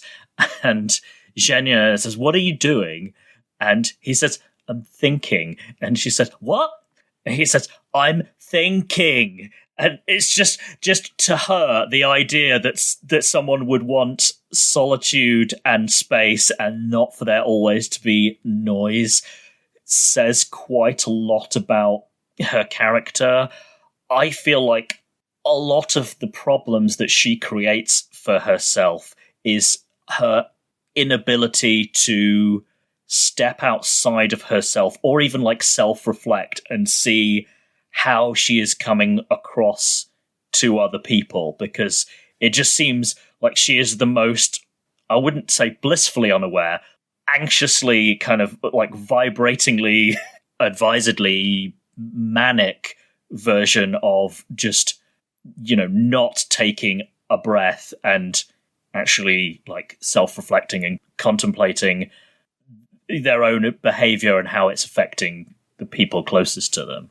Masha Gessen wrote about how the Soviet government undermined means of critical thinking by stripping away the means with which we think about ourselves. So taking away kind of philosophy, psychology, these kinds of things from university, for example, to the point where Masha Gessen says that that people living in the Soviet Union were kind of deprived of the ability to think.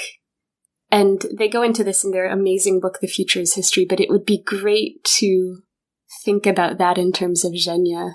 I agree with you that Masha's just messing with Sasha. Poor Sasha, man. Sasha is this frustrated ego. He's got so much desire, right? He's looking at the beautiful botanists. He's checking them out. You see longing on his face. He's got that little bumfless, mustache that all teenagers have. And you just really feel his desire in such a tender, aching kind of way, right? And all these women see through him. Girls his own age, they see through him and they toy with him. They flirt with him in a way that he gets really embarrassed by and he gets resentful of. And he kind of comes back with these little macho statements about how he never gets mad at women and but he just read them in books and it's just it's a really keen reminder of the way that our bodies betray our egos when we're teenagers. We think ourselves adults and we think ourselves tough, but in the moment we panic and in the moment we let ourselves down. And I really feel like Masha didn't know what to do with Sasha because he's just gaping at her, which is fair. But yeah, I think she was messing with him delightfully. And it's interesting to see the way that Sasha had this fantasy about doing Masha's hair, and then it kind of seems to happen, but I don't know, at some point we're in Sasha's fantasy and then we see the reality of what actually happens. Yeah, and it's very uncliched how it shows his fantasy as well.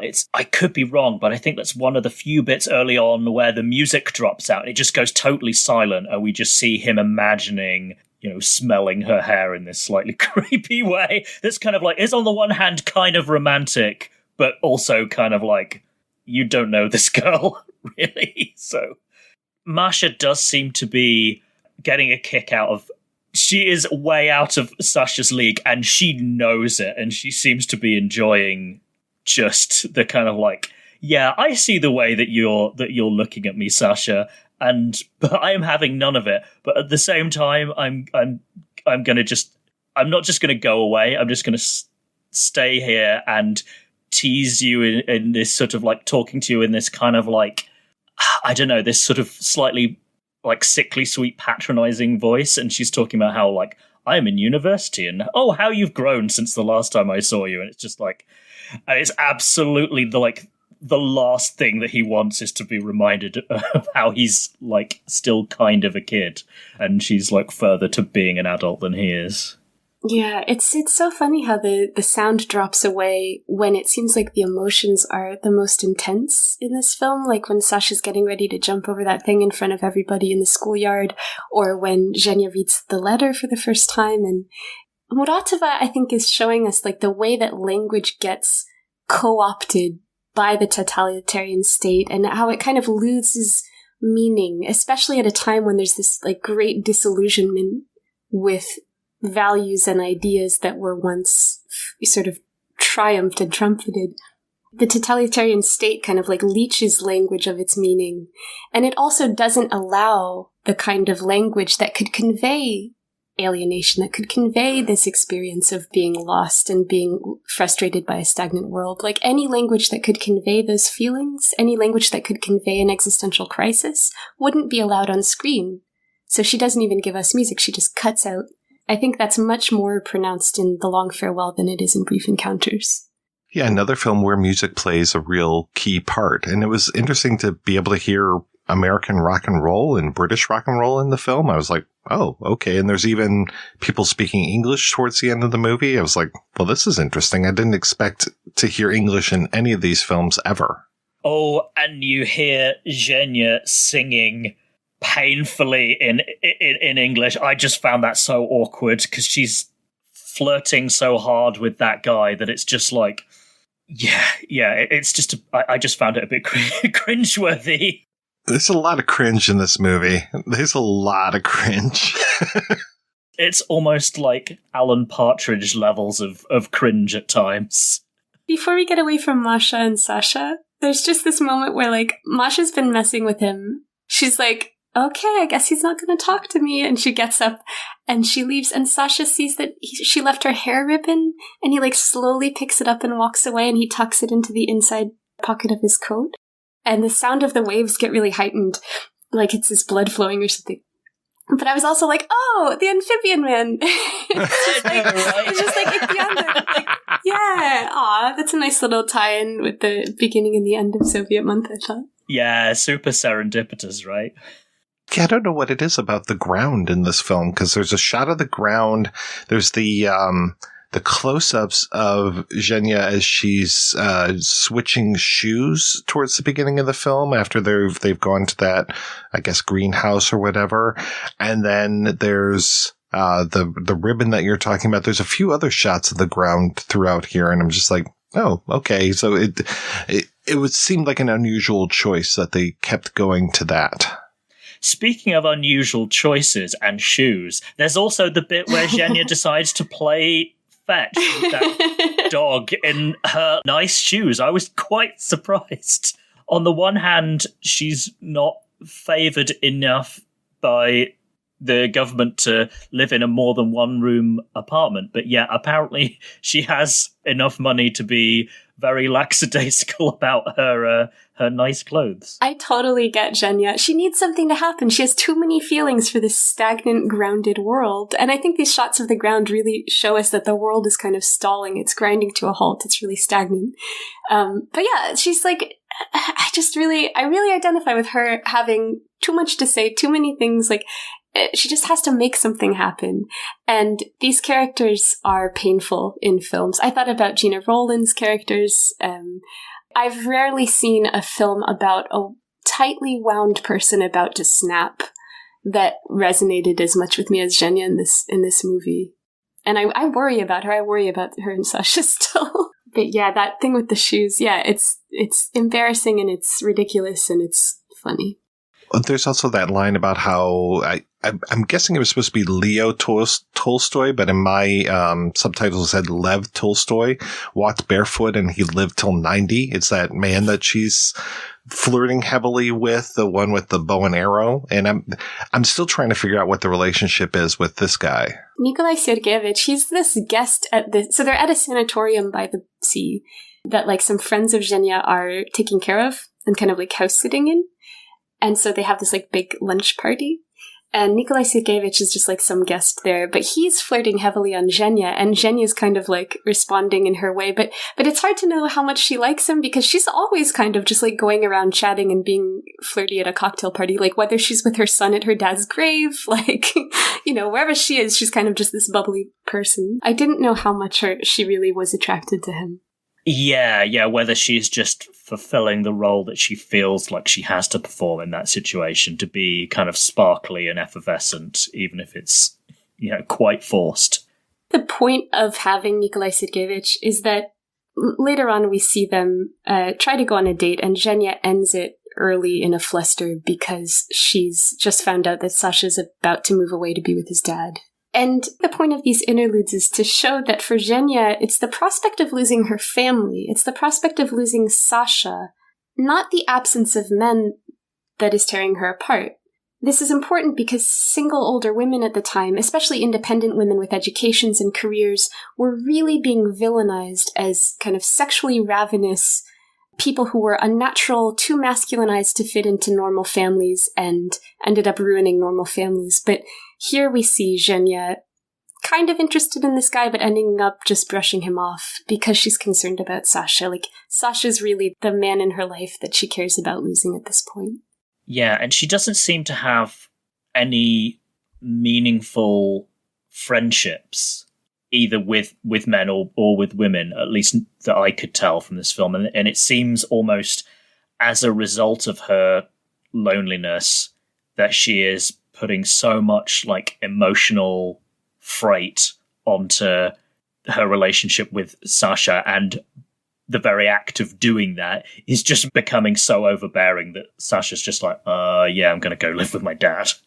Another person that I think we may hear his voice on the phone. I'm not even sure if we do. For sure, we hear Sasha trying to reach him and this whole, hey, I've only got money for 3 minutes, and just this lack of communication between these two people. And we get this whole montage, because we haven't really talked about this, the way that Sasha has a projector in his room, in the room that he shares with his mother, and he projects these things up on the wall. It seems like a slideshow. So you've got like horses and birds and all these things. And at one point you get this whole montage of photos, and I'm guessing that there were photos taken when he was with his dad. I mean, these photos just look so incredibly fake to me that I was just like, is this what I'm supposed to be seeing? Or is this like is this a commentary on all those really bad jobs that they did airbrushing people out of photos that Stalin liked to do? Yeah, I read them as sincere. I was hoping that they were supposed to be sincere. There's a lot there. It's interesting that both films sort of have our characters making rash decisions based on bad phone connections, right? There's this rush of joy at any connection at all.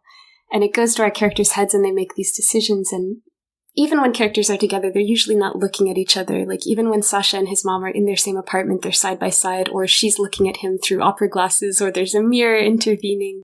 And so we really see characters becoming atomized, becoming disparate, diffused, unable to connect, just kind of ping-ponging off each other. But they're really longing for this sense of belonging and longing for this connection that they don't know how to get anymore. And I think if you have no budget for a film, but you want to talk about someone who's there but not really there, showing them on a projection is a beautiful way to go about it. We see Yevgeniya kind of like do a deal with the mail sorter, who was also the non-actress who played Luba in Brief Encounters. She comes back to be the mail sorter in The Long Farewell. And we see her do a deal with this mail sorter to reroute Sasha's packages from the dad. So Yevgeniya can open them first. And that's when Yevgeniya unwraps the packages and she goes back to the house and she's sort of smoking and shaking and she puts the slides in. And she sees Sasha and the dad together in the slide, and she sort of walks to the wall and traces them. She puts her hand on the dad's chest, and we realize that she's already gone through this kind of trauma of losing her husband, and she still misses him. And soon this will be the only family she has, just these kind of figments, these projections. They'll live in her mind. She'll be just like Valia, but they won't be tangible anymore. Yeah, she is becoming the state by censoring her own son's mail. It's like, oh, wow. Okay. You're going to go there, huh? I mean, she is really afraid to lose her son and just will stop at nothing, it feels like, to kind of sabotage this relationship with his dad. Yeah, and we see that scene where she's, again, at the post office writing telegrams, and she's just scrolling different iterations of them, and there's like balling them up and throwing them away, and it's just like, oh my goodness, she's having this very kind of public meltdown. And you just, on the one hand, it's just like, this is your own doing, but the performance is so good that you're also like, you just feel so bad for her that the way life has been to her and the way that she's responded, and the fact that she hasn't had anyone to kind of be there for her who's, an emotionally mature adult to help her through the stuff, that she's just reacting in these just incredibly destructive ways. And Muratova pops in these little moments where we start liking Yevgeniya again. Like, she's like writing these, like, scribbling out these telegrams. She's like, she's trying to write to the dad and just be like, stay away. And then she scribbles it up. And she finally gives up on her angry telegrams. And she goes to put the pen back on the table, but it keeps rolling off. And she goes to put it back and it rolls off again. And it's just these, like, little, this happens all the, like, 10 times or something. These little relatable comedy moments help restore our affection for her. And then she turns around and the camera sort of turns with her and it pans slowly past all these young men just sitting, waiting for news, waiting for mail, waiting for phone calls. and they're playing acoustic guitar, and they're sort of countercultural types. And we see Sasha there, and he's sort of tapping his fingers nervously, just like Yevgeniya does. But the camera doesn't hold on Sasha. It just keeps panning, kind of putting Sasha in this context of a whole generation of young men just treading water with their lives, just waiting for something to change. Muratova put that scene in where Yevgeniya's kind of like pacing. She doesn't know what to do. She overhears Sasha's phone call with his dad, where Sasha's like, yeah, I'm coming to live with you. It doesn't matter about Mom. Like, I don't care. I gotta get out of here. And so Yevgeniya's still in the telegraph section of, I guess, the train station. And an old man is like, I forgot my glasses at home. Can you write a letter for me? And she does, just, she's generous without thinking. She just, and he's writing this loving letter to his kids who live far away and saying, like, every morning and every evening I wake up thinking of you so far away. Please come back. And it's so hard. It's so heartrending. But it also speaks to this kind of stagnant repetition, right? Like even in a declaration of love, he's going to bed and waking up with the same thought. It still conveys this kind of stuck, cyclical stagnation that the world is evoking.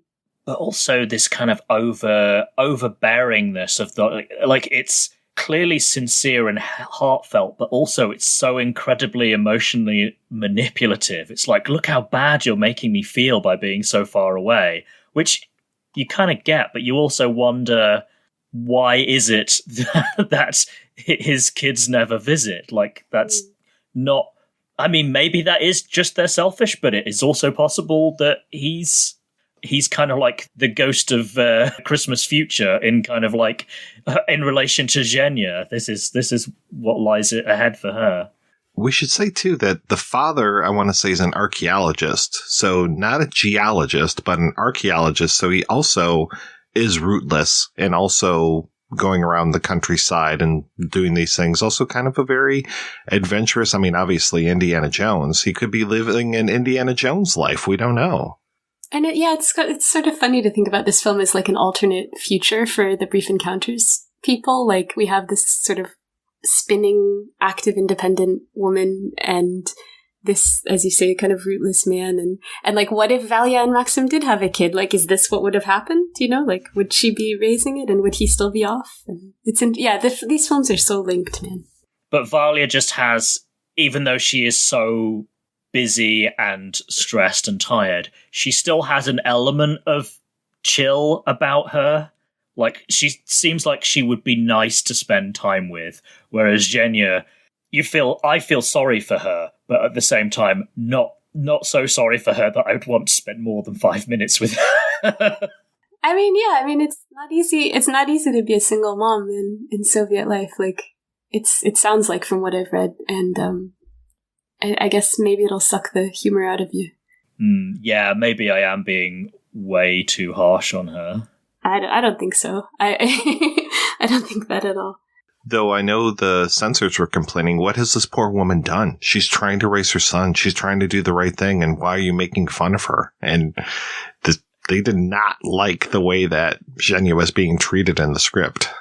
Well, lack of self-awareness on their part. Like, they don't see how overbearing and like micromanagey and like lacking respect for like individuality and personal space. Like, she doesn't seem to have grasped the fact that Sasha is nearly an adult now and kind of treating him like he's a like 8 or 9 year old boy who needs, to constantly be told what to do. Like, that whole business when he's meeting people at the sanatorium villa thing, and he says hello to the person he's meeting for the first time, totally, completely politely. He's not curt or anything, but she dresses him down for not saying it exactly the way that she taught him, and she's doing it in front of everybody and kind of humiliating him. And it's just like, how many times has she done this to him? And the bit on the bus, like, he's chewing his nails. Yeah, he shouldn't be doing that. That's kind of gross. But at the same time, he's like, she's drawing the attention of the whole bus to him. And yeah, Sasha is not perfect, but he is very put upon. Let's talk about the scene where he finally bursts out and he finally expresses himself. And he's been looking for money in the house. Zhenya comes home to find him. She knows why he needs money. It's to go move away to live with his dad. She goes out on a date with Nikolai Sergeyevich. Sasha's sort of left amused at his mom's antics, but still without money. And he kind of bursts out, like, mocking something his mom said, perfume from colleagues, and doing kind of a violent version of her fluttery hand gesture. And he plays with words, and he finds rhymes, and he finds better ones, and he corrects himself, and he repeats phrases like, don't stare, over and over and over again. And then we cut to this image of a naked little boy standing on a windowsill of an upper window, kind of banging perilously against the glass. And I was freaked out. I was afraid it was going to be like an Antichrist moment.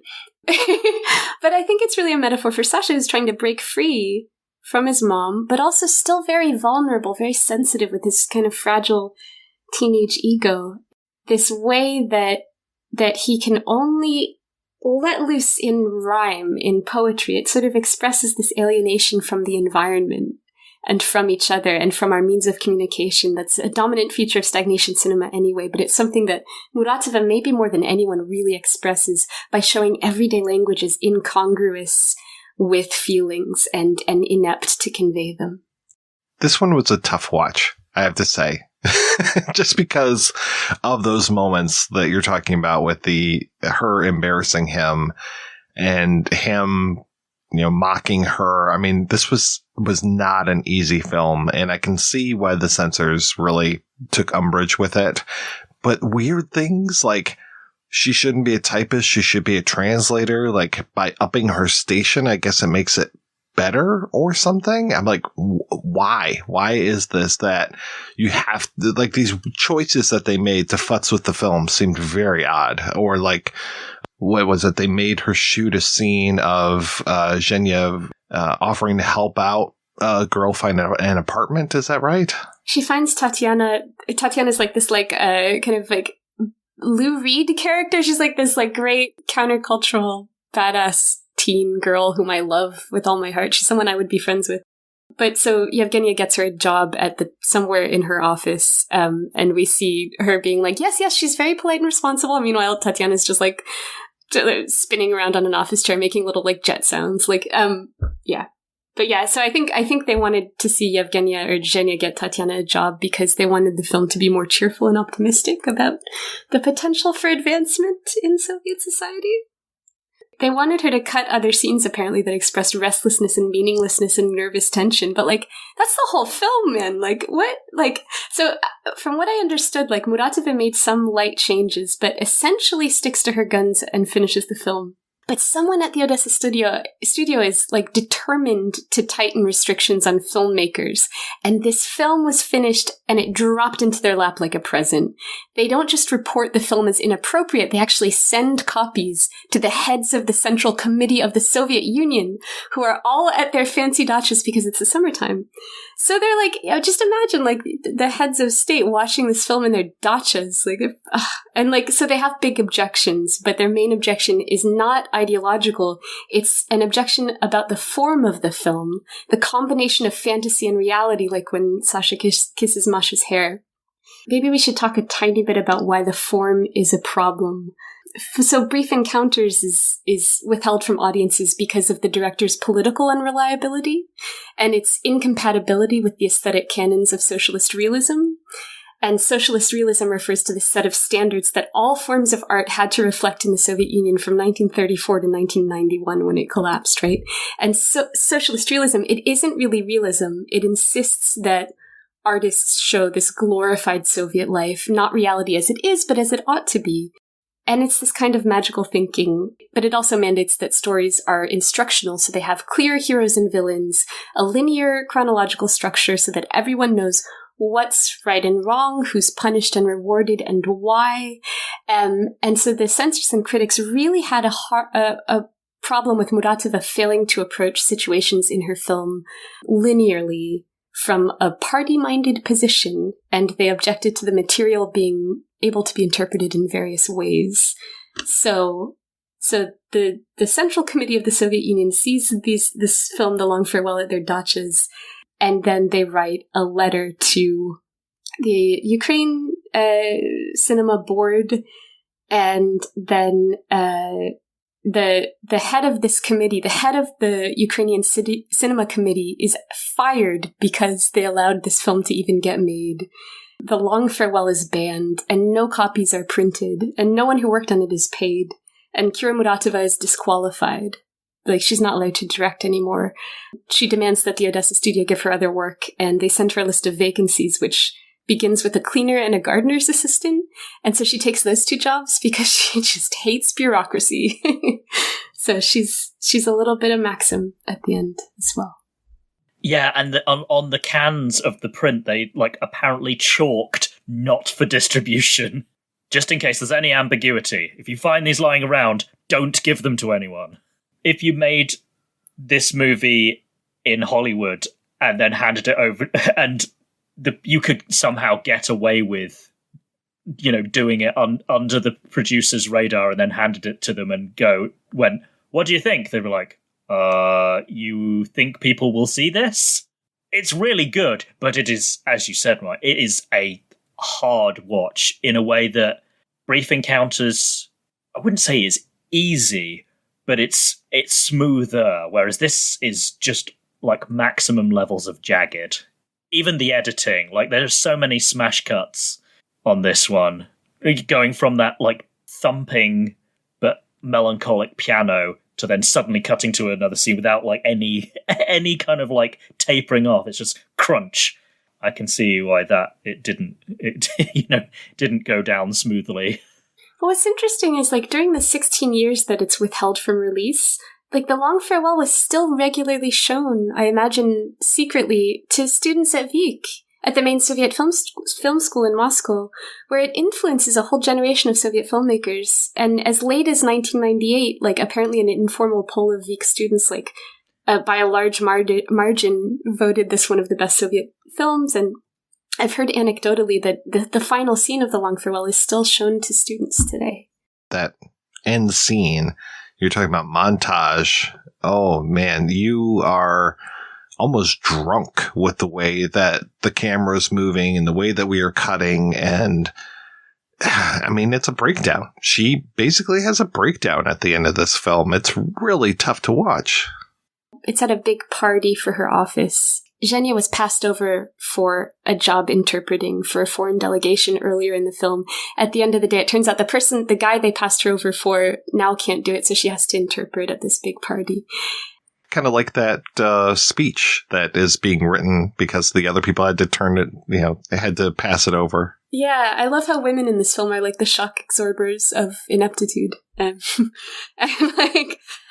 that's real, though. That's real. Well done, Muratova.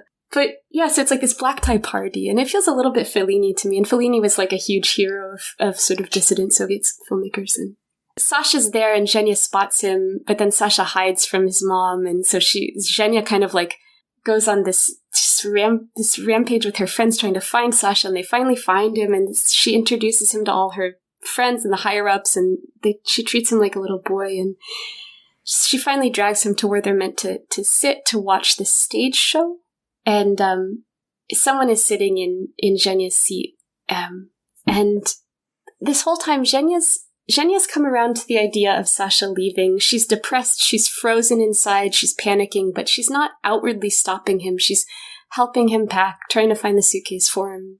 She's trying to come to terms with it, but it's creating a crack in her. And when people take the seats that are reserved for her and Sasha, she seems like she's about to cry, and she stands in the seat. She stands in front of everyone, blocking everyone's view.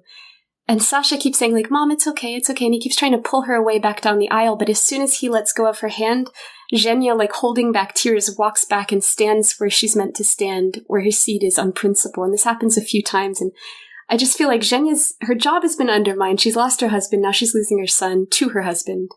And I think she objects to losing her seat because she can't object to losing Sasha, not in public.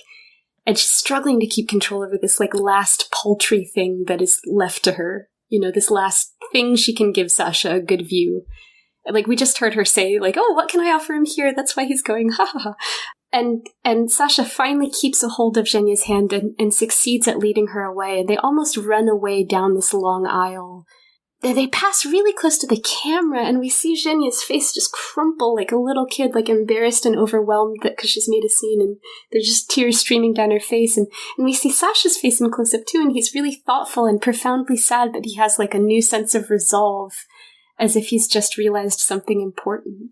Outside, they sit by a fountain, and just on the spur of the moment, Sasha says that he's going to stay and stay with Zhenya.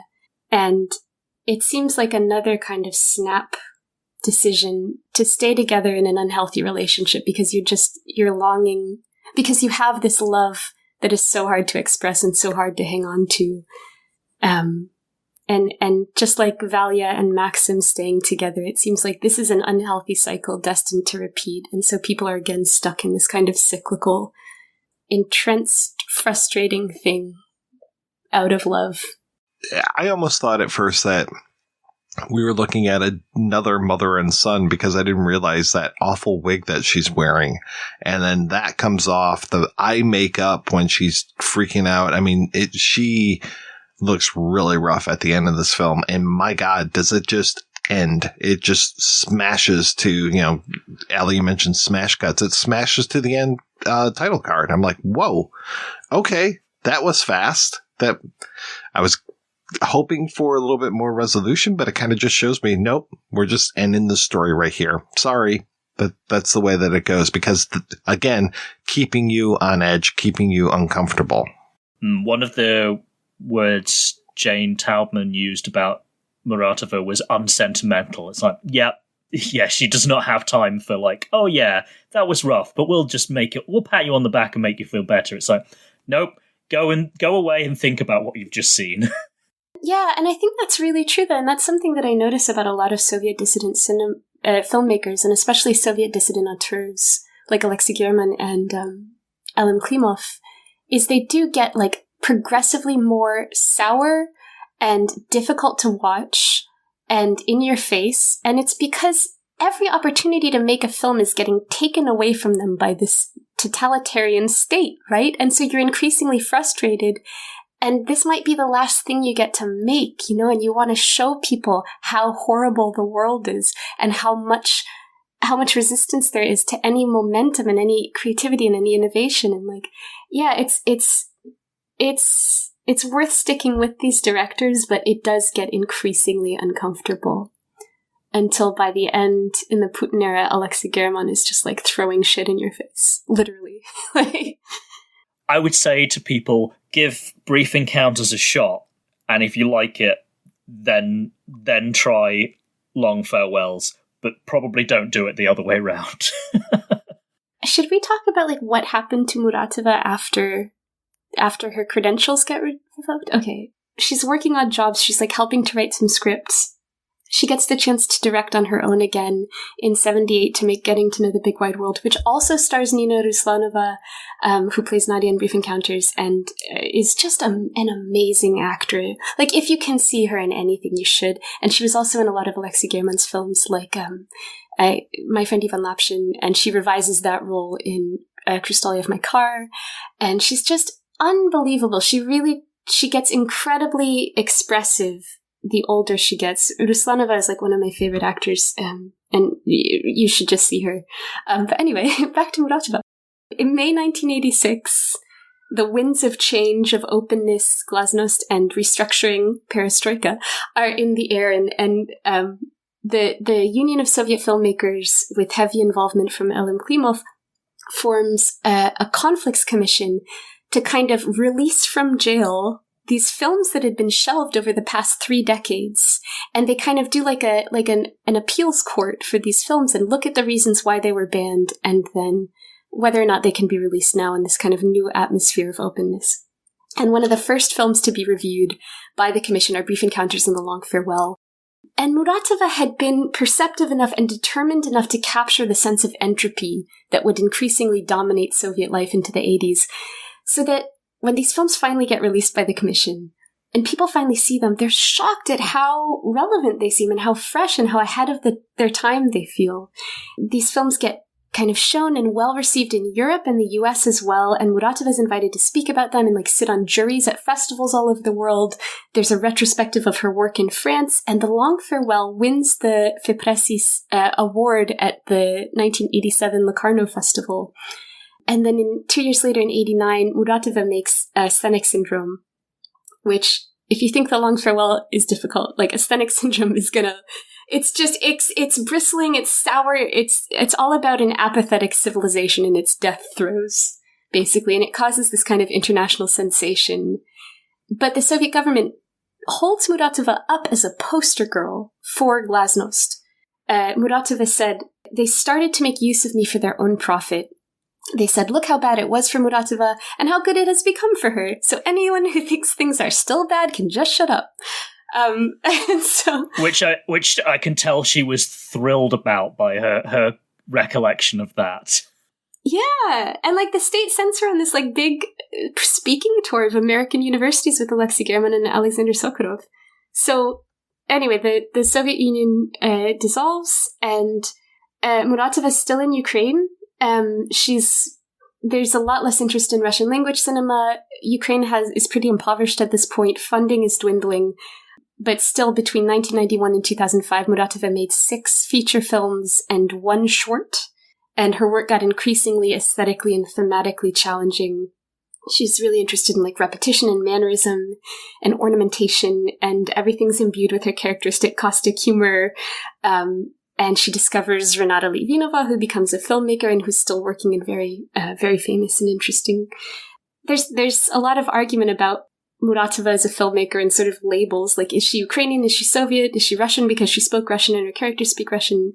But she spent most of her working life in Odessa in southern Ukraine. And she describes herself as nomadic, winding up in Odessa by chance and staying by choice, but her work is really enriched by Ukrainian locations and talent and dialects. I think when we're talking about her first 2 films, it makes sense to call her a Soviet director because it's Soviet space that she's filming and Soviet institutions that she's engaging with at every stage of filmmaking. Throughout her life, she really chafed at labels, but she does stay in Odessa, and even during the Russian military interventions and seizures from 2014 onward, she stays. She dies in 2018. She's a vocal critic of Putin and believed that his regime would eventually collapse. So let's hope she's right. Yeah. Speaking of labels, Gianna, earlier on you mentioned that, or you implied that she had very mixed feelings about being described as a feminist filmmaker. Could you, unpack that a bit? I think in a way it makes sense to sort of reject labels when your work is focusing on the unraveling of something. It would be like labeling quicksand. It's also important to remember that sort of feminism in the Soviet Union is described as a Western bourgeois hysterical thing that doesn't relate to Soviet life because men and women have equal rights on paper. And feminists were considered lesbians. Men, they hated men, but they wanted to be like men. They wanted to tear apart families. They hated children. So there's a lot of negative understanding of the term. Meanwhile, a lot of kind of countercultural and dissident thinkers like Tatyana Mamonova are embracing feminism, and Mamonova ended up having to go into exile, but she collected feminist writing from the Soviet Union, from all over the Union, and would publish it abroad. And these essays of Soviet feminist writing are unbelievable. They're amazing, and you can still find them secondhand on eBay and stuff like that. So Muratova... apparently she asked Jane Taubman, like, what is feminism? Like, when Taubman was, like, leading her into a class where women wanted to talk about feminism in her films. And I think she said something like, if I hadn't found my métier in cinema, I might have become a feminist. And I think by that she meant, like, sort of an activist feminist. But there have been arguments since her films kind of officially came out in the 80s about whether her films are feminist or not. And I'd be happy to like go through a couple of them. I don't know if we have time. Some scholars say, no, the Brief Encounters and The Long Farewell aren't feminist because they show that being an independent, educated woman makes you unhappy. And some argue that Brief Encounters contrasts this kind of frustrated, masculinized city official with a traditionally feminine country girl who's the happier of the two. And so they see the film as kind of condemning Valia's lifestyle and her goals. And I can't get behind this reading at all because I think both films show how exhausting and crushing it is to have any ambition for change in a totalitarian society. Like, I don't see Muratova condemning any of her protagonists. She fought hard to make films with Valia and Yevgeniya at their centers. And I also don't see Nadia as like a simple, happy, traditionally feminine character. I think she's strong and dissatisfied and complex herself. Other people argue that these films aren't feminist because it's unfeminist to show a woman unravel because her son is leaving and her husband is left, as if a woman's emotional balance is based solely on the presence of men in her life. In other words, they think Muratova is saying, like, education and a career aren't enough, love and family are a woman's real priorities. For me, I think these films cast a kind of wry, uncomfortable look at the way that love unravels all of us, including Sasha, right? Including his resolve to leave. I think you could even read The Long Farewell as like an indictment of the value that society places on sons and husbands in a woman's life. Like, we see the electric, nerve-shattering effect of losing them. Like, maybe we shouldn't raise women to believe that their most important achievement is marriage and kids, right? Like, especially in an environment where marriages are often ending in separation or abandonment, right? You clearly should not be encouraging somebody to put their whole self-worth based on the success of a relationship with another person who is a separate being with their own feelings and their own responses to you. And it's, yeah. That's so, right? Yeah, that was beautifully put, man. And it's like, it's mad to me. It's mad that this argument is still going on. Like, there are plenty of people who say that Muratova is a feminist, and they probably just said like kind of better versions of what I've said, and lots of other things as well. But like just last year, there was a conference on Muratova's films in Berlin, and a young researcher, probably getting her doctorate, Veronika Khrushchevskaya, gave this really great presentation in which she did like a close reading of Brief Encounters through the framework proposed by Laura Mulvey, one of feminist film criticism's like godmothers, right? And it was this very classic, very thorough feminist reading according to the canon, and nothing I thought would bat an eyelid. It was great, but when she stopped and there was time for questions, a male Russian professor got up right away and very condescendingly criticized her for bringing a Western feminist analysis onto these Soviet films, as if the very notion of crossing the two was silly. And then another professor, a woman, also Russian, got up and asked her, like, why she had even bothered with feminism when there was sexual equality in the Soviet Union. Like, why would feminism even be relevant to Soviet work?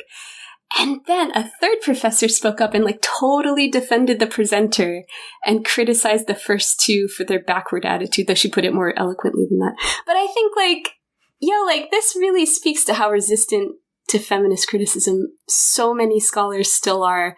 And I think it speaks to this iron curtain that exists in scholarship, as if Soviet films can only be unpacked by sanctioned kind of ex-Soviet thinking.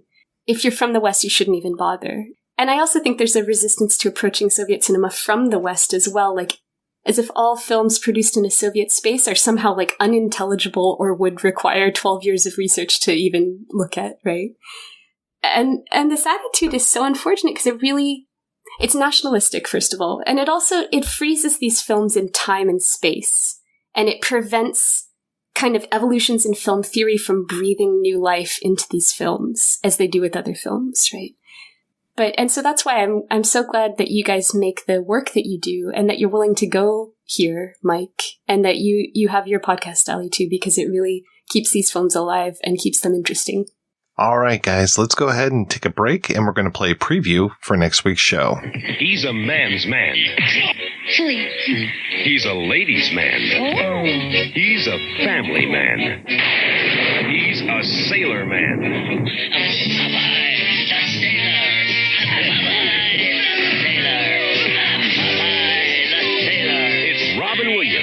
Shelley Duvall, the eye-popping entertainment of the year, Popeye, rated PG. That's right, we'll be back next week with a definite change of pace. We are talking about Robert Altman's film Popeye. Until then, I want to thank this week's co-hosts, Gianna and Alistair.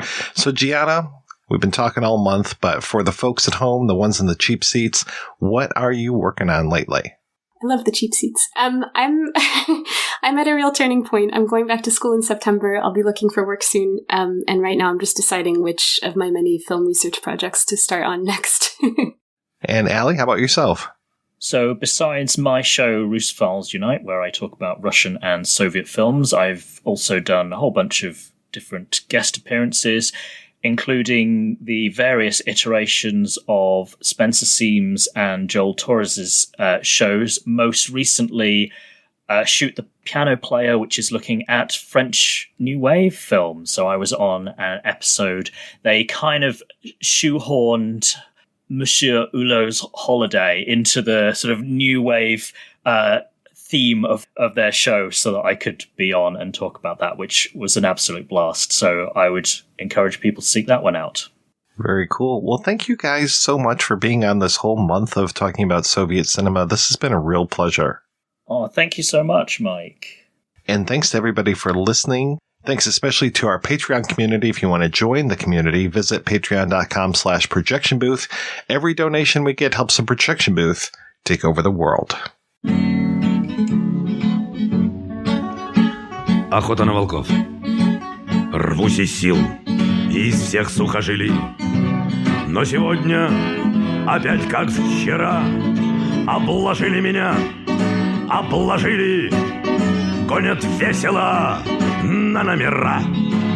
И заели, хлопочут двустволки, там охотники прячутся в тень. На снегу кувыркаются волки, превратившись в живую мишень. Идет охота на волков, идет охота на серых хищников, матерых и щенков. Кричат загонщики и лают псы до рвоты, кровь на снегу и пятна красные флажков. Не на равных играют с волками егеря, но не дрогнет рука, оградив нам свободу флажками, бьют уверенно наверняка. Волк не может нарушить традиции, видно в детстве слепые щенки. Мы, волчата, сосали волчицу и всосали нельзя за флажки. И вот охота на волков, идет охота на серых хищников, матерых и щенков. Кричат загонщики и лают псы до рвоты, кровь на снегу и пятна красные флажков. Наши ноги и челюсти быстры, почему же, вожак, дай ответ? Мы затравленно мчимся на выстрел и не пробуем через запрет. Волк не может, не должен иначе. Вот кончается время мое. Тот, которому я предназначен, улыбнулся и поднял ружья. Идет охота на волков, идет охота на серых хищников, матерых и щенков. Кричат загонщики и лают псы до рвоты, кровь на снегу и пятна красные флажков. Я из повиновения вышел, за флажки жажда жизни сильней. Только сзади я радостно слышал удивленные крики людей. Рвусь из сил, из всех сухожилий, но сегодня не так, как вчера. Обложили меня, обложили, но остались ни с чем егеря. И вот охота на волков, идет охота на серых хищников, матерых и щенков. Кричат загонщики и лают псы до рвоты, кровь на снегу и пятна красные флажков.